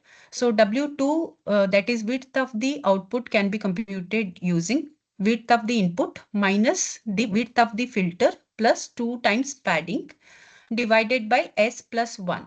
So if I put up the value of width, that is 224 minus 3 plus 2 times padding can be considered in that particular case, and stride rate is 1. So with that, your output width will comes out to be 224. In a similar way, you can compute the output height. Output height can also be computed using the same formula, only change that we have to replace is instead of width, we are using the height, right? So width and height can be computed using these two formulas, and depth of the output need to be computed based on how many number of kernels that we are applying. For example, if I take the first kernel and I apply the convolution operation on the input and I try to get the output map, right? That we call it as an activation map. And if I use one particular kernel, then I'll be able to generate one particular activation map. In a similar way, if I try to use 64 number of kernels, then my activation map, that means output depth, will become 64. Hence, I've written D2 is equals to 64. In a similar way, the first convolution layer followed by the second convolution layer, and second convolution layer also comprises of similar structure, that is 64 number of kernels need to be applied with a filter size as 3x3 and stride rate as 1. With that, we will be obtaining width as 224 and height as 224 itself. And depth will remain same because 64 number of kernels we are going to apply, right? Followed by two different convolution operations, CL1 and CL2, we will be applying the max pool. Basically, max pool is the main intention is used to reduce the computation, right? So here we will be using 2x2. The size of the max pool, when if I take 2x2, that means I'll be taking 2x2 number of elements, that is 4. Among 4, the name itself suggests that max, right? So maximum element need to be extracted from a pool of 4 number of elements. So here stride is equals to 2 we are applying. That means I'll be leaving 2 number of columns or 2 number of rows when we complete the first extraction, right? So suppose if I draw 4x4 a small image, and if I take 2x2 elements, first 4 elements, right? So after extracting the maximum number of from the first 4 elements, what I can do is I can leave 2 different columns and I'll be moving towards third and fourth column. Again, third and fourth columns need to be taken into consideration, and among 4 number of elements I'll be extracting one maximum element, right? So out of 4x4, when I apply a max pool, right, with a 2x2, then I'll be getting the size of the output will remain as 2x2, because among every 4 elements, I'm extracting one element. So in this particular case, 224 cross 224 cross 64 was the previous input which was provided to my max pool. So it will give me, because stride rate is 2, so for that sake, the height and width will reduce. Height and width of the input will be reduced by half. Followed by convolutional layer 3. This time we are using padding value as 1 and 3x3 as the kernel size, and 128 different kernels if we apply, and if I use the same formula as to compute the width and height of the width, height and depth of the current convolution operation of the output feature map. In that particular case, I'll be getting 112, 112 and 128 as my result of convolutional layer 3. In a similar way, followed by CL3, I'll be applying convolutional layer 4. In that particular case, I'll be using 3x3 and padding as 1, and 128 different kernels will be used. And in this particular case, the width will be 112, height will remain 112, and depth will be 128, because depth, you can easily say that it comprises of total number of kernels that we are using. Followed by max layer 2. So in this particular case, again 2x2 kernel size being used, with a stride rate as 2. Now, again, my width and height will be reduced by further half, because stride rate is 2. I need to leave, after every max pool operation, I need to leave either 2 columns or 2 rows. Once we start with topmost left side and we end up at the bottom right side whenever we perform the max pull operation. Followed by convolutional layer 5. So in this particular case, we will be applying 3 cross 3 number of 3 cross 3 is the size of the kernel that we will be applying in the current convolutional layer, 5th convolutional layer, and followed by padding value. I'll be taking it as 1, and 256 different kernels we will be using. So based on the previous input, the output can be computed. W2 comes out to be 56, height comes out to be 56, and depth comes out to be 256. Convolutional layer 6, it is 3 cross 3, padding is 1 and 256 number of kernels. So width, height, and depth comes out to be 56, 56, and 256. Convolutional layer 7, with 3 cross 3, padding as 1 and 256 number of kernels. The width comes out to be 56, height is 56, and depth will remain 256. Followed by max pull layer. Max pull layer, the dimensions are 2 cross 2 and stride rate is 2. Again, 2 rows, 2 columns need to be moved on, right? So again, the width and height will be reduced by half.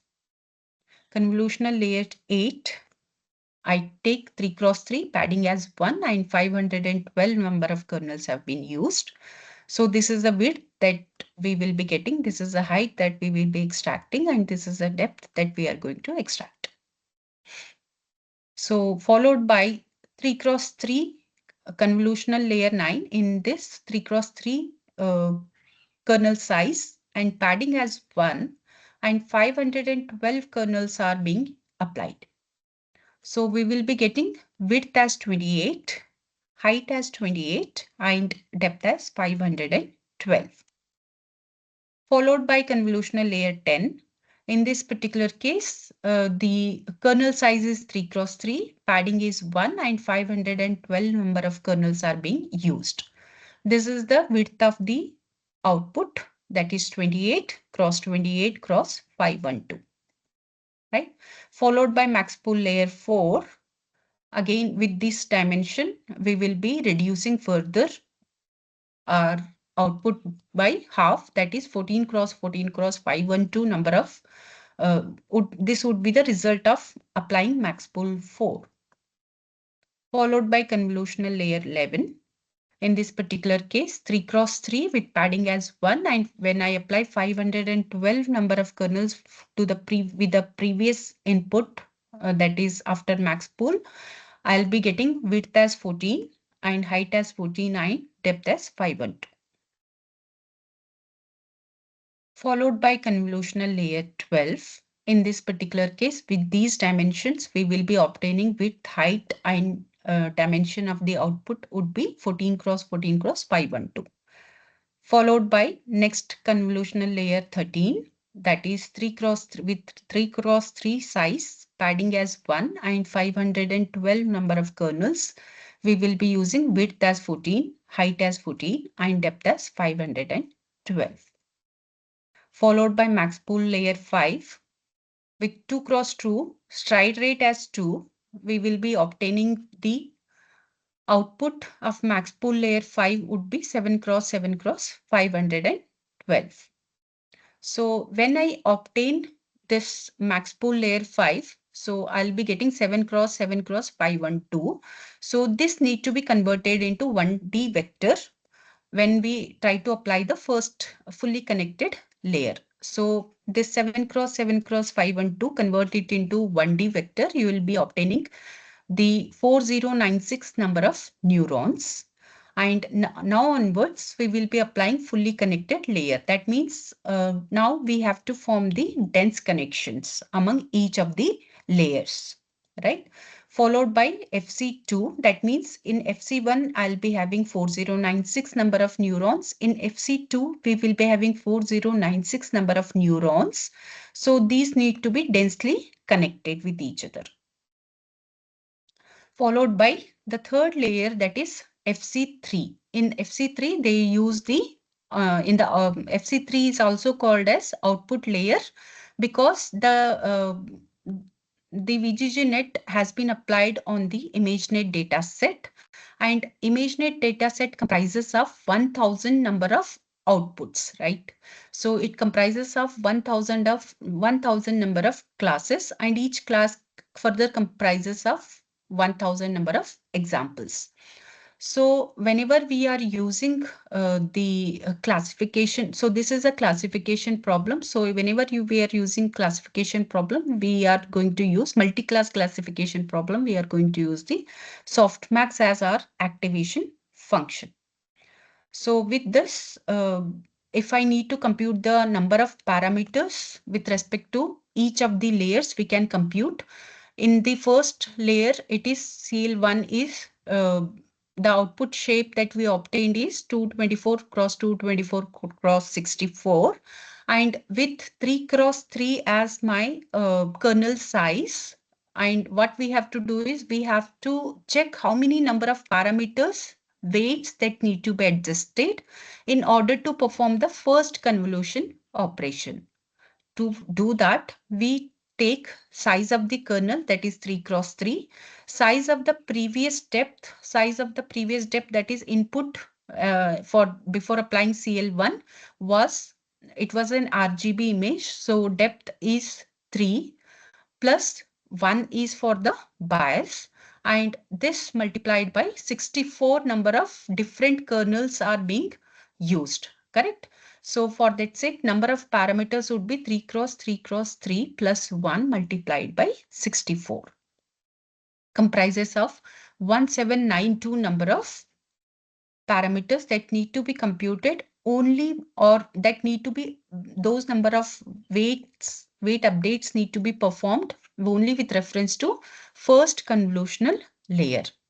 In a similar way, we can compute the number of parameters that required during the second convolution layer. In the second convolution layer, let us see, 3 cross 3 was my kernel size whenever we were applying on second convolution operation on this particular, the previous output will be input for the next convolution, right? So 3 cross 3 I'll be applying on this particular image. So 3 cross 3 multiplied by previous depth was 64. For that sake, this we have considered, plus 1 is for the bias multiplied by how many number of kernels that we are using during this particular convolution. So 64 number of kernels that we are using. So these many number of parameters that need to be learnt during the convolutional layer 2. Followed by, we know that as such, no parameter is being learnt in the max pool layer. The main motivation behind max pool layer is to reduce the computation, as the name itself suggests that among 4 elements or among the given size, among how many elements, from how many elements I want to extract the maximum element. So for that sake, no feature is being updated, right? No parameters are being learned. So for that sake, I take, for with reference to max pooling, I take the value as 0. So these are the different number of parameters that need to be learned with reference to each of the layers.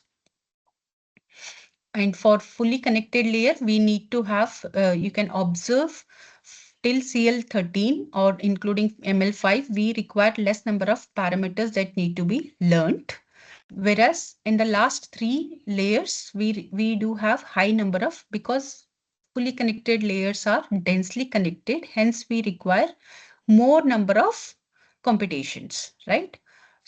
So 40, how I have obtained this is the previous 7 cross 7 cross 512 multiplied by 4096 plus 4096 will give me these many number of parameters that need to be learned. So this is the detailed architecture. You can go through this particular research paper, which I have already highlighted. So they do comprises of convolution layer followed by max pool layer and then convolution layers, and then 3 different fully connected layer, right? So like this, we can use the already existing transfer learning models for our own applications, right? We can simply import and just what you need to do is, for example, the last layer, the VGC16 architecture comprises of, or it will give me 1000 different outputs. So what if I need only, for my problem statement comprises of only 2 units, output units, in that particular case, instead of 1000, what I can plan is I can drop this last layer of VGG16 and I can add one more fully connected layer with which comprises of only 2 units, right? And further retrain the model in order to make in order to update the values based on my own input, right?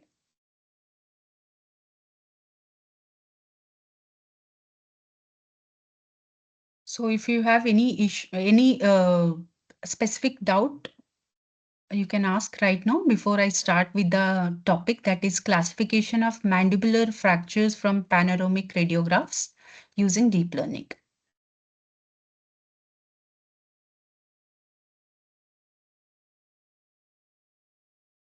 Madam, please hide the dialog box down because some portions are covered actually. I have already I have already done it. Thank you. Let me check. Let me check. Okay, okay. Is this okay? Yeah, thank you, ma. Thank you. Okay. Oh, okay. Shall I start or do you have any query? Okay. So I'll be starting the topic, that is classification of mandibular fractures.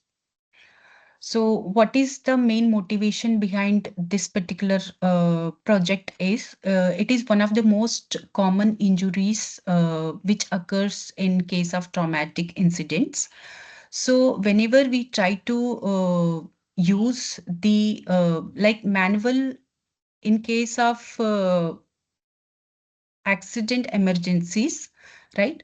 Manual diagnosis is very, very important. Urgent diagnosis is very important. So for that sake, what we need to do is, because there are certain situations, for example, in case of emergency, there are many cases which arise at a time, especially during evening time. So it will be a overload on a doctor part. For that sake, what doctor suggested us is that, can you develop some automatic diagnostic tool so that we only provide the X-ray images of the patient and it should tell us at what part of the mandibular section the fracture is there any fracture or not. If there is a fracture, then exactly on which part of the mandibular region the fracture is, right?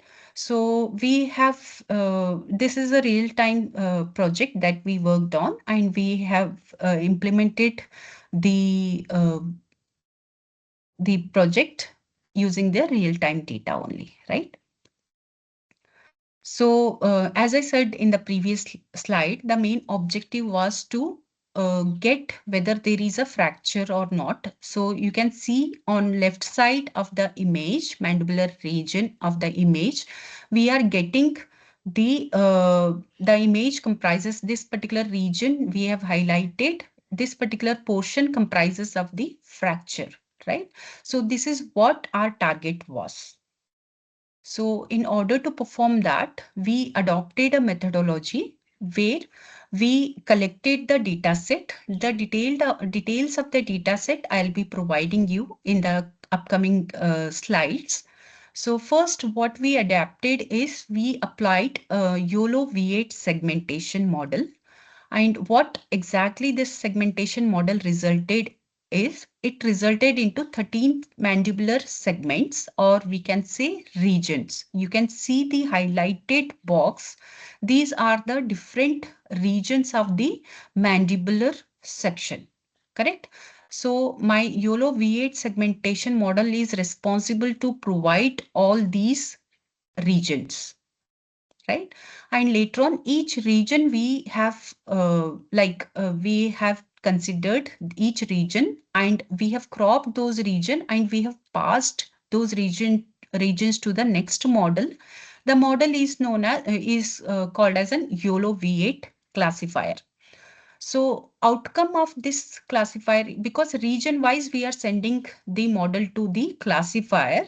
So now the classifier should tell us whether each region that we are passing, whether it has a fracture or is it a normal, right? So like this, we are able to categorize different, these are the names of different regions of the mandibular section. I'll let you know in upcoming section which region, which portion we call it as an angle, which portion we call it as an body, and so on.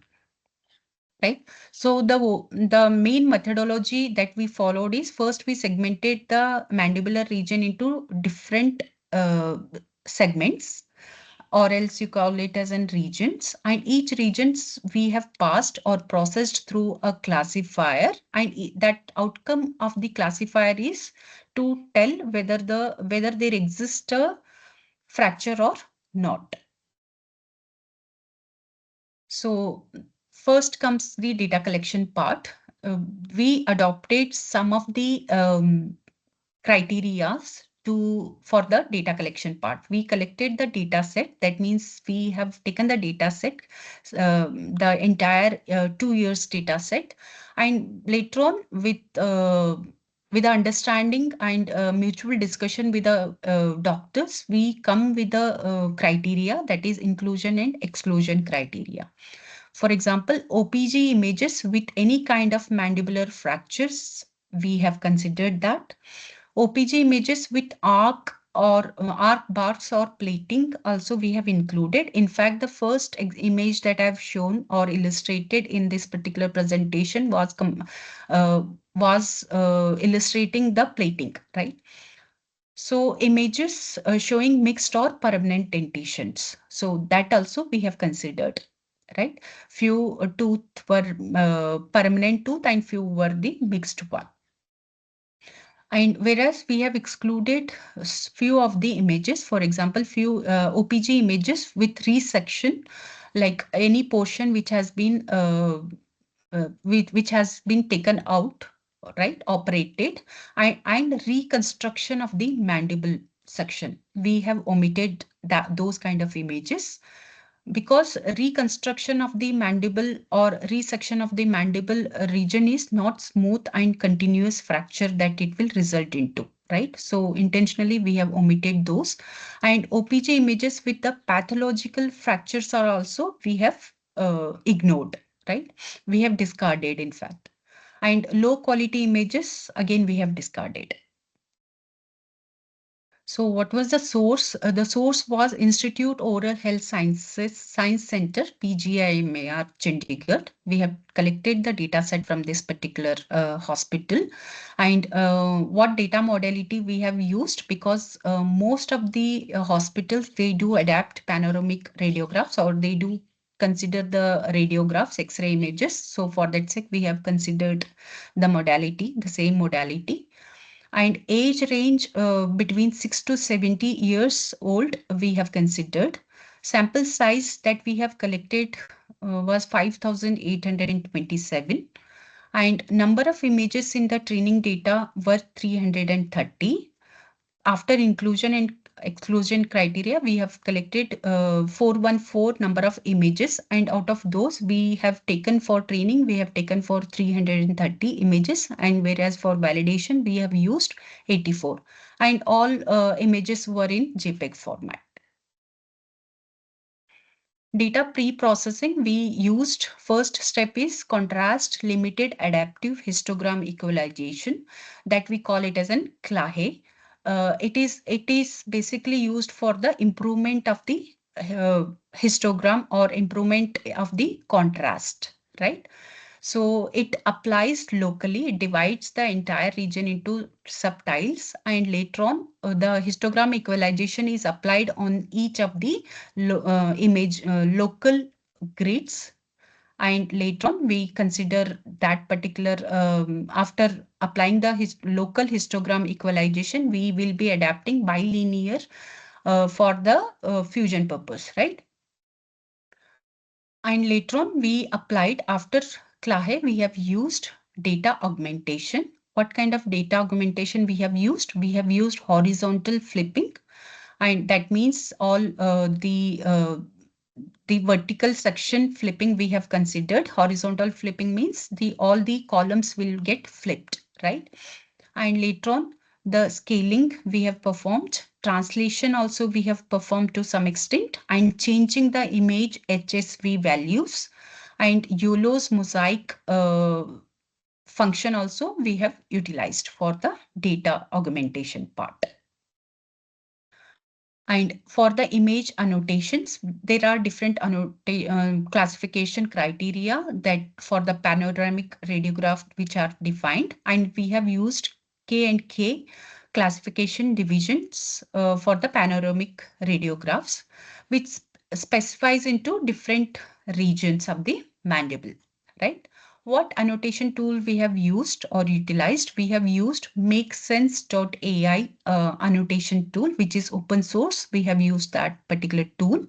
And these are the different label encoding we have done across different regions, right?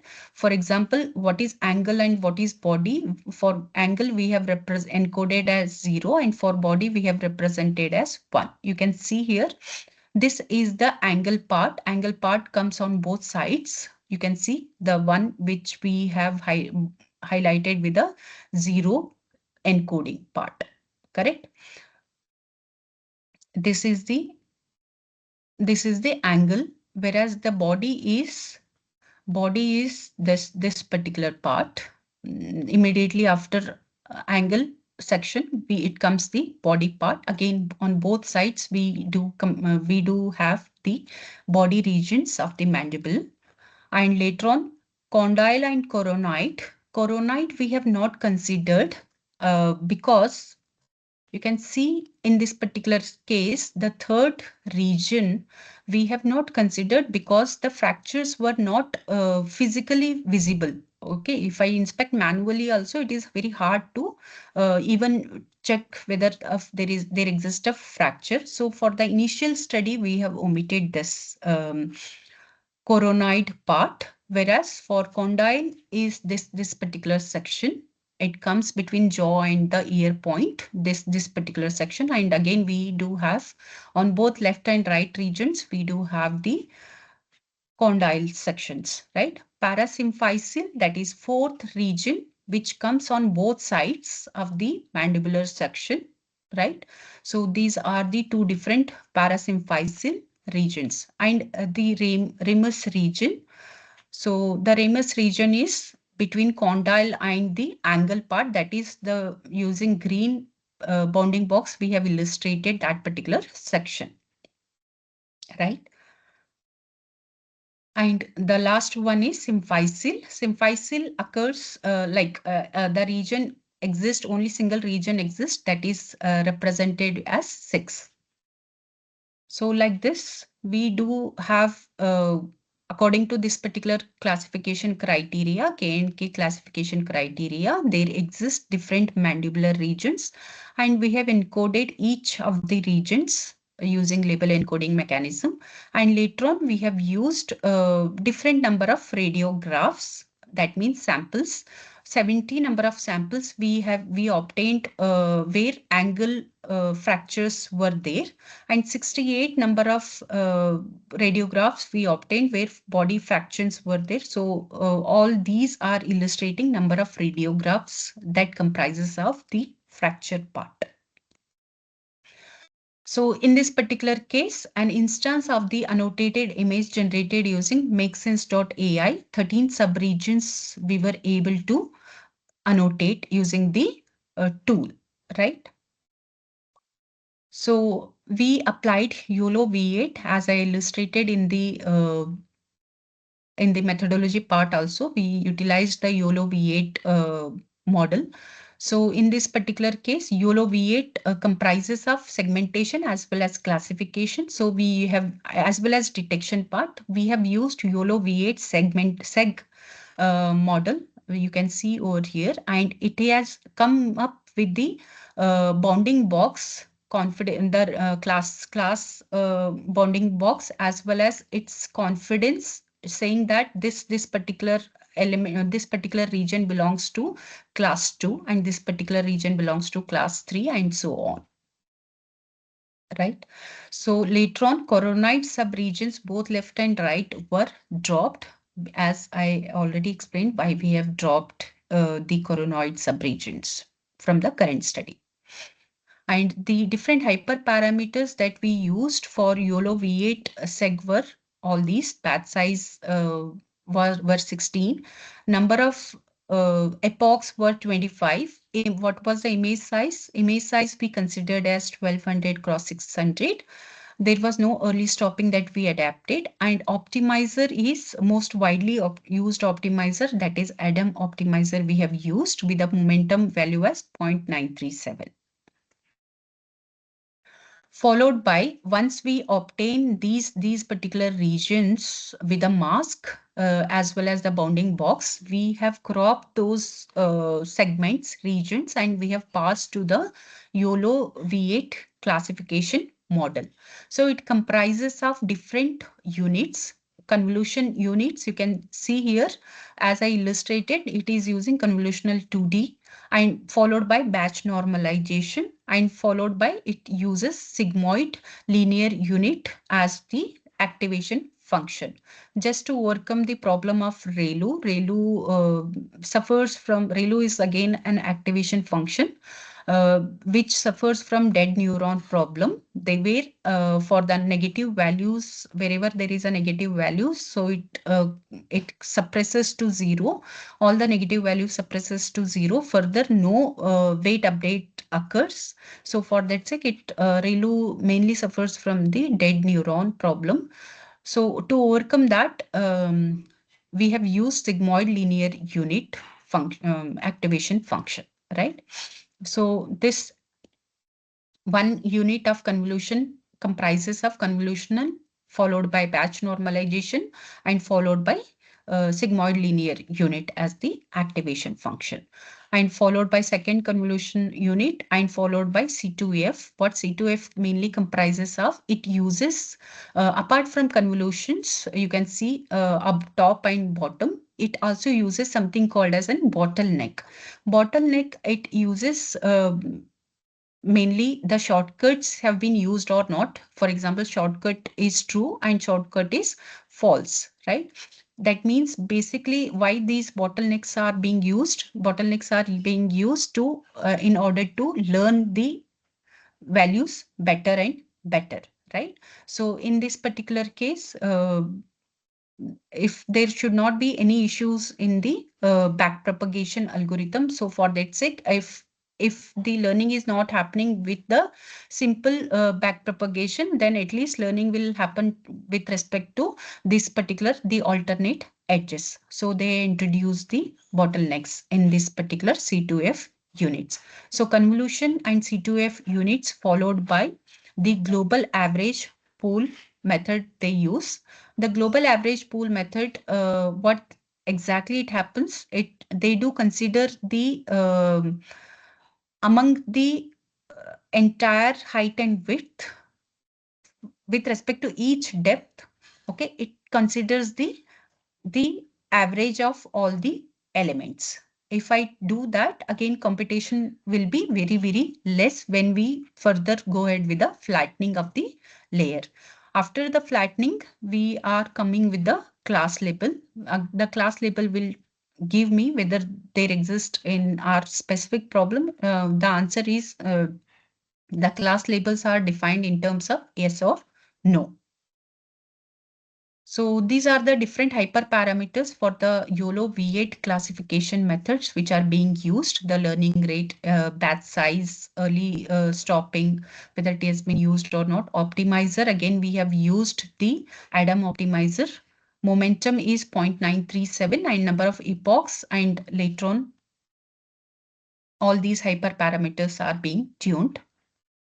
And the results section, we have obtained different set of loss functions, okay, as well as training loss, validation loss with respect to segmentation, and in that particular case, and as well as with respect to the classification problem, right? I have not illustrated the result part, but anyhow, I'll be displaying the entire paper in the form of its DOI. So you can go through it and you can check the entire results section. So here I have just displayed the confusion matrix, the normalized confusion matrix. So we have obtained very good results on the validation set as well.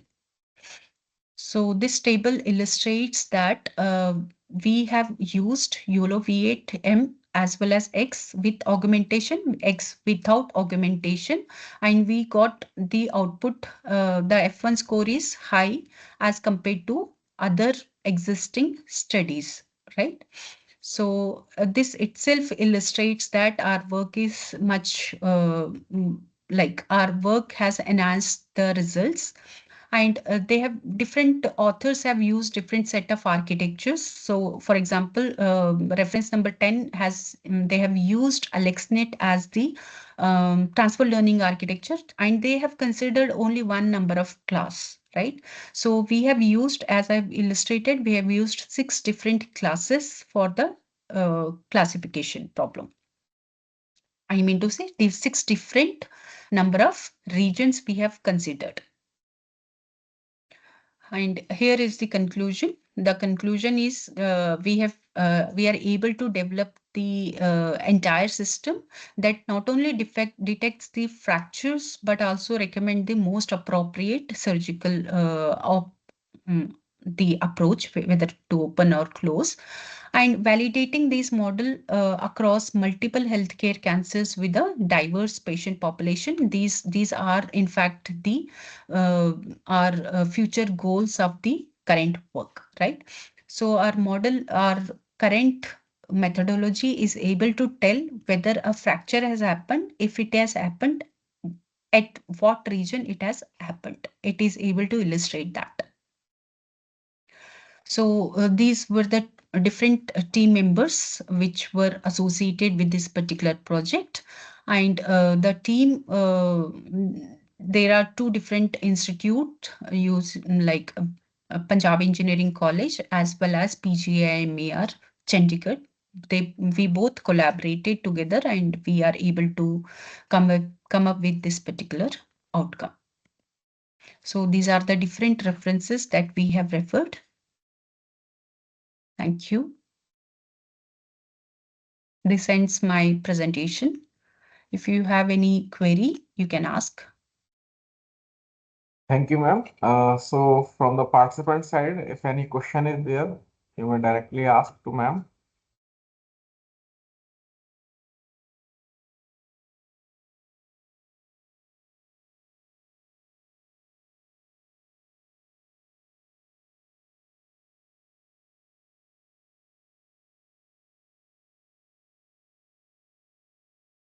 Okay, so if there is no question, then on behalf of all the participants, I want to thank you, ma'am. Thank you for giving a lecture on deep learning applications. Thank you. I hope it will be very useful for the participants. Thank you, ma'am. Thank you so much, Dr. Abhishek. Thanks a lot. Okay. Thank you. Okay, participants. So now we have completed all the sessions and valedictory also done. But if any of you have not joined earlier, then this is the last chance to share your feedback or share your opinion or anything if you want to say. So platform is with you, and this is open for all of you. And also, if you want to share your topic also, then that's also fine. We have sufficient time now. So if anyone interested to share his or her research topic or anything else, you can share. Yeah, please, sir. Sir, good afternoon. Abhishek sir, I am fond of you actually very much because it's the second time you are arranging that a wonderful lecture, a workshop. I'm very happy to be part of this. I learned a lot actually. although it is not directly related to my subject, but I learned a lot. So I'll be able to apply to in different processing techniques. So I'll be very happy that if you're, for your third workshop in the maybe in the next year, I request you to kindly make some arrangements related to some biological science, like or chemical sciences or chemical engineering related, like food processing we are doing. So food process engineering, food technology, biotechnology related to some of the topics, if you cover it, it will be very useful for all of us, so that I can make engaged many students for attending this seminar workshop and all this, because they are directly related to food science and nutrition, food processing, food process engineering, food technology. So this is my what should we say? This is my very earnest request, and hopefully you'll be taking it very seriously. Consider my request and do it for needful. Thank you, sir, for arranging this wonderful session. We learned a lot. Thank you once again. Thank you very much. Thank you, sir. Thank Bye, you for sir. sharing your feedback, and Yeah, we have it's considered your wonderful. feedback. Yeah. We will try to Yeah. include some lecture based on Right, food exactly. processing or Yeah, something, exactly. or if that is possible with the scientists who are working in the food Exactly. technology, then we Yeah. will collaborate with them, and then we will Definitely. try to do some that type of workshop. Exactly, Thank you, exactly. sir. It will be very easy. So I'll be able to engage many people then, many students. Sure, Okay. Sure. Thank you, sir. Thank you. Thanks a lot. Bye, sir. Any other participant, if they are available now and can share their feedback? This is the last chance.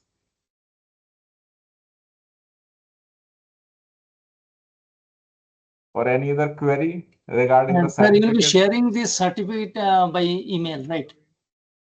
Yeah, I will be sharing the certificate. I will be sharing the link at the group. Link in group. Okay. From there we can download. Although I got it. Yeah. Thank you. Yeah. Thank you very much. Thank you. Thank you.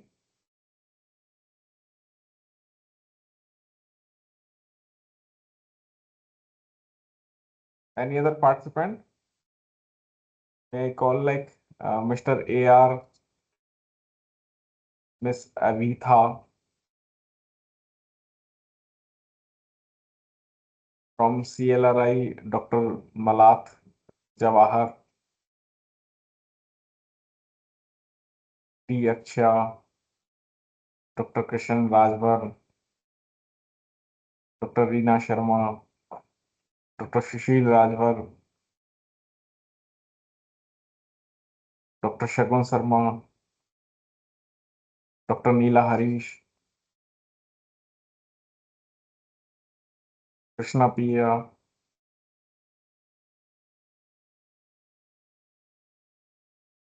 kindly say yes or no if you are available or not.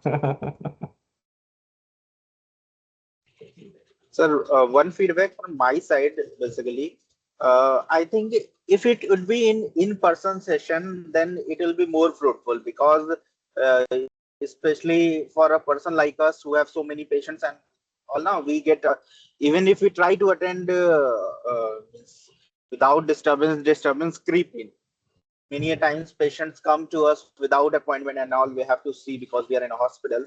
So that is one thing. If it will be in person, we can dedicate full 5 day, full 4 day taking leave, and then it will be very much fruitful for everyone, because many a times what happens that some persons come in to us to show, we get lost and we are not able to see the complete lecture, and many doubts come. So it will be better, the more we, the lecture is one part, but the, I think the more learning is from the doubts and discussions which we have among our colleagues and all, Right. because everyone is from in innovations and in these kind of specialty. We have people from different specialties, from IT, from healthcare. Even in healthcare, many are from biomedical, many are clinicians, many are medical legal experts or legal experts. So we learn a lot by discussion. But in online platforms, the problem is that we, every person has this problem. Even my younger brother is attending, he is also having the same problem. Patients are there and all. So we are not able to follow the complete 100% lecture. In person we are able to follow, and more than following the discussions which happen after that. That is very much truthful and learning comes. So even if it is not for 5 days, we can have 2 3 days sessions in between, other than these series that we are having every once a year. 2 3 days will be also a very good 2 days weekend sessions like that. Yeah, sure, sir. We have taken your feedback. Actually, earlier we have planned it to conduct this workshop in person only. And even the first workshop we have conducted that was in person only, and around 30 participants have joined in person, and around 70 80 participants have joined online.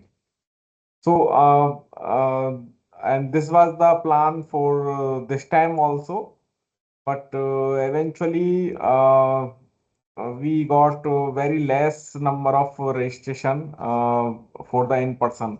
So that's why we have to convert it into the uh, online sessions or online mode.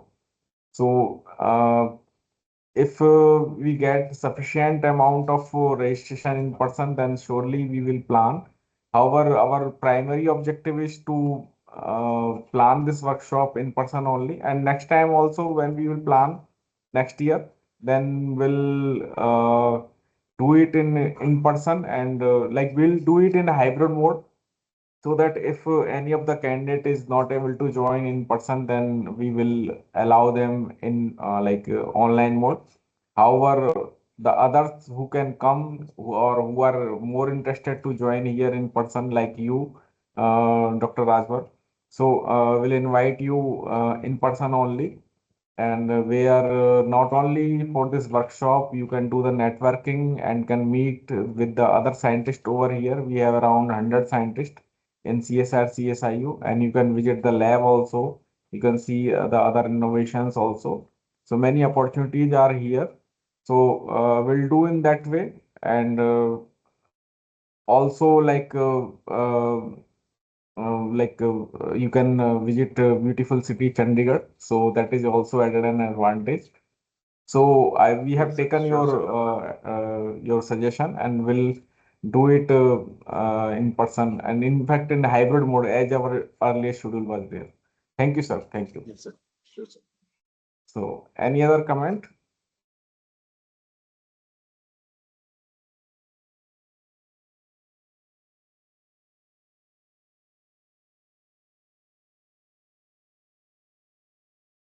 So in the comment box, thank you so much for organizing such a fruitful workshop. This is the second workshop by CSR CSIO on this theme. I am happy to be a part of this session as well. I request you and from your team for the third session, for the third season, with more updated details, research work, particularly on explainable AI and responsible AI in healthcare, with each studies of practical deployment. Thank you so much. Thank you, ma'am. Thank you, Dr. Mishra. Thank you for your appreciation. Okay, if anyone else is there, I can share the feedback. Otherwise, then we will close this session.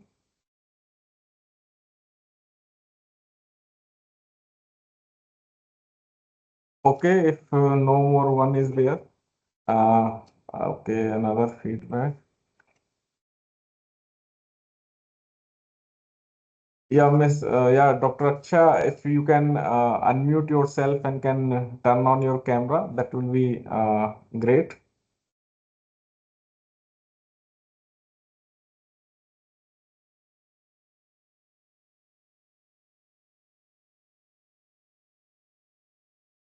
Okay, let me read. It was a pleasure attending this workshop. I would like to express my gratitude to the organizer for arranging such a wonderful workshop and all the experts for sharing your knowledge and insight with us.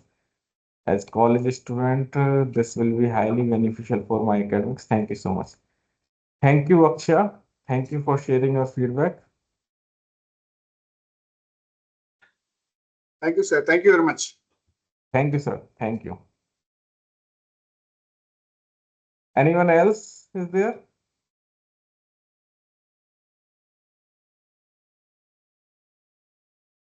Okay.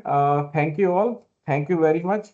for giving your feedback, and we have taken your feedback and will try to incorporate your feedback in the next season or in the third version next year, and we'll keep this WhatsApp group, and I will share the I will share the certificate link at the group only. You can download your certificate from the link which I will share at the group, and I will keep this group as it is. And in fact, if you want to do some coordination with your workshop colleagues, that is also possible with this group. In fact, if you are not sharing here, like what you can do, as Dr. Krishnan Raj suggested, that in that group you can put your comment like name and your affiliation, so that other may also know about you, and that a correlation and the coordination can be made, or we can be a group, and something help can be there from one to one. And I will share the third workshop brochure as we will plan next year. So that will also be in that group. Okay, thank you. Thank you very much for patience listening and patience attending all the sessions. Thank you very much. So now I Also, will, sir, also kindly send the study materials. Thank you. sorry, Also kindly send the study materials, whatever materials possible to send. Thank you. okay, Thank okay. you. Thank you. Thank you very much.